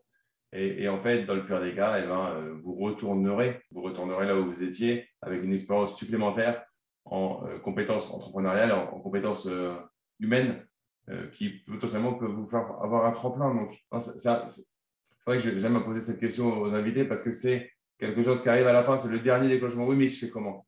Je sais que je suis là, je ne suis pas dans ma zone, je ne suis plus dans ma zone de génie. Comment j'y vais? Du coup, voilà, travailler, à un moment, il faut se dire, OK, si j'y vais, OK, c'est go. Et du coup, par contre, c'est quoi le plan d'action? Et ça peut prendre 6 mois, le plan d'action, ça peut prendre 1 an. Aujourd'hui, j'ai décidé, c'est fini. À partir de là, je mets un plan d'action pour y aller intelligemment, peut-être travailler en double, salarié et créer sa société. Ça peut être plein de choses. En tout cas, merci pour ta spontanéité et ta transparence sur le sujet, effectivement, où tu es moins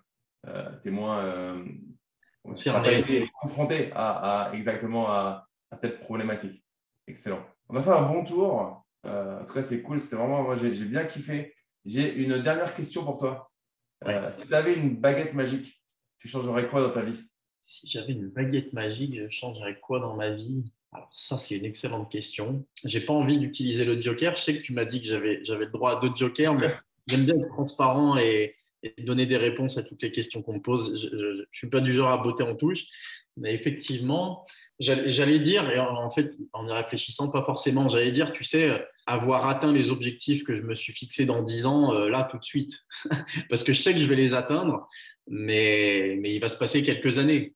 Je sais comment les atteindre, je sais que ce sera concret tôt ou tard, mais il y a encore un cheminement. Mais d'un côté, si tu me donnes tout ça aujourd'hui, certes, je l'aurai, la finalité, elle sera là, mais ce n'est pas l'essentiel, tu vois, parce que ce qui est beau, c'est le parcours. C'est ce qui va me permettre d'atteindre ces objectifs. Si tu me donnes tout ça maintenant, j'ai peur de me faire un petit peu chier et puis surtout de pas avoir la fierté de me dire que je suis allé les chercher, tu vois.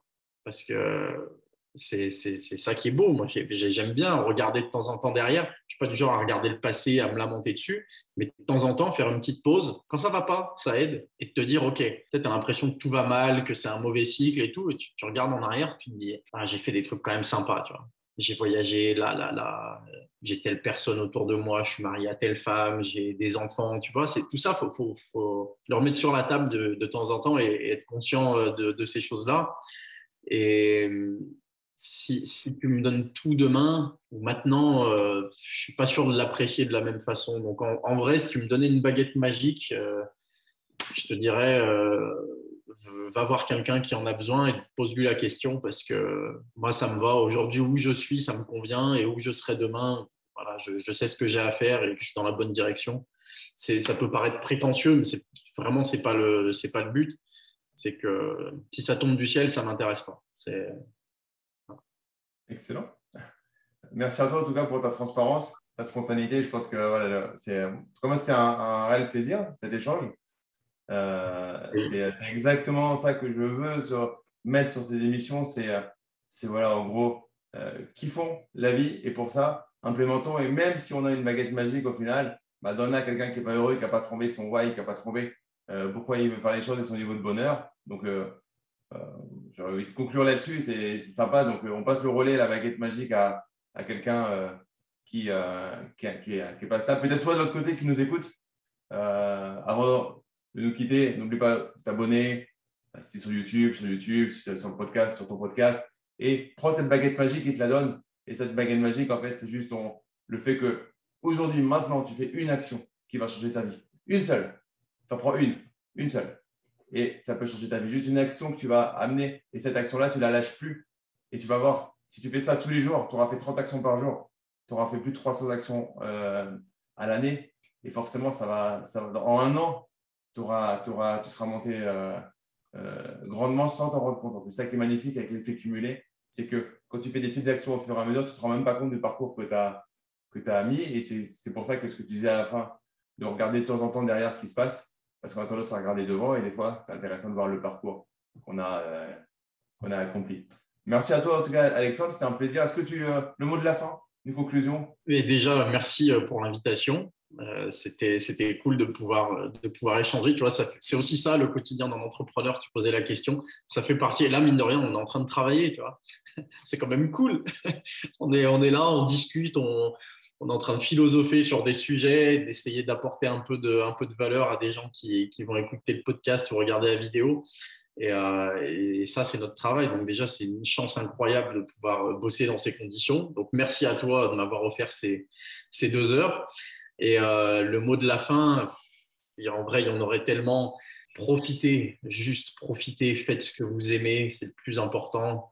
Ça fait conseil bateau, ça fait conseil de vieux. J'ai encore rien vécu, j'ai 27 ans, ça fait que 7 ans que je suis dans ce milieu. J'y connais rien, ne m'écoutez pas, ne prenez pas mes conseils. Je suis personne, mais écoutez-vous, écoutez ce qu'il y a au fond de vous, au fond de vos tripes et profitez si vous avez envie de. Après, sauf si c'est une dinguerie, hein. Si vous avez envie de prendre un fusil et d'aller faire n'importe quoi avec et de tirer dans une foule, ne le faites pas. Mais toutes les choses bien qui vous passeraient par la tête, si vous en avez profondément envie, faites-le. Voilà, faites-le, kiffez. Si vous voulez vous lancer dans l'entrepreneuriat, faites-le. Dans l'investissement, faites-le. Si vous voulez rester là où vous êtes, faites-le. Mais ne vous privez pas. Franchement, j'approche des 30 ans. J'y suis pas encore. On dit que c'est un cap. Moi, honnêtement, je ne le ressens pas. Je n'ai pas l'impression de vieillir ou quoi, mais force est de constater que c'est le cas. Et il y a une chose, mais dont je ne me remettrai pas, je pense, c'est si en regardant derrière, comme je te le disais, tu vois, j'avais des regrets. Si à un moment donné, je me disais, putain, là, j'ai pas pris le bon chemin, j'aurais dû faire autrement. Je veux pas de regrets dans ma vie. Je veux juste kiffer, même s'il y a des périodes plus dures que d'autres, même s'il y a des sacrifices, même si, voilà, on parlait d'équilibre, de cycle, etc. Il faut vivre de sorte de ne pas avoir de regrets et faire ce qu'on aime profondément, profiter des gens qu'on aime aussi. chose que je n'ai pas assez faite au début et ça m'a servi de leçon pour aujourd'hui. Donc voilà, faites ce que vous aimez, kiffez et puis c'est le plus important. Yes, merci à toi en tout cas, c'était vraiment un plaisir. Et merci à tous de nous avoir suivis et je vous dis à très vite pour un prochain épisode. Ciao. Merci Alexandre, merci Damien pour cet épisode, merci à vous de nous avoir suivis jusqu'au bout. Si ça vous a plu, pensez à nous mettre la note de 5 étoiles et à vous abonner au podcast pour qu'on puisse vous produire un contenu de qualité, ça nous encouragera vraiment. Et si vous nous regardez sur YouTube, pensez à vous abonner à la chaîne. On aimerait aussi beaucoup savoir la pépite que vous avez retenue sur ce podcast, qui vous a marqué dans l'échange avec Alexandre et que vous allez mettre en place dès maintenant dans votre vie. Moi, je vous dis à très bientôt pour un nouvel épisode de MMA, Mindset, Motivation, Accélération.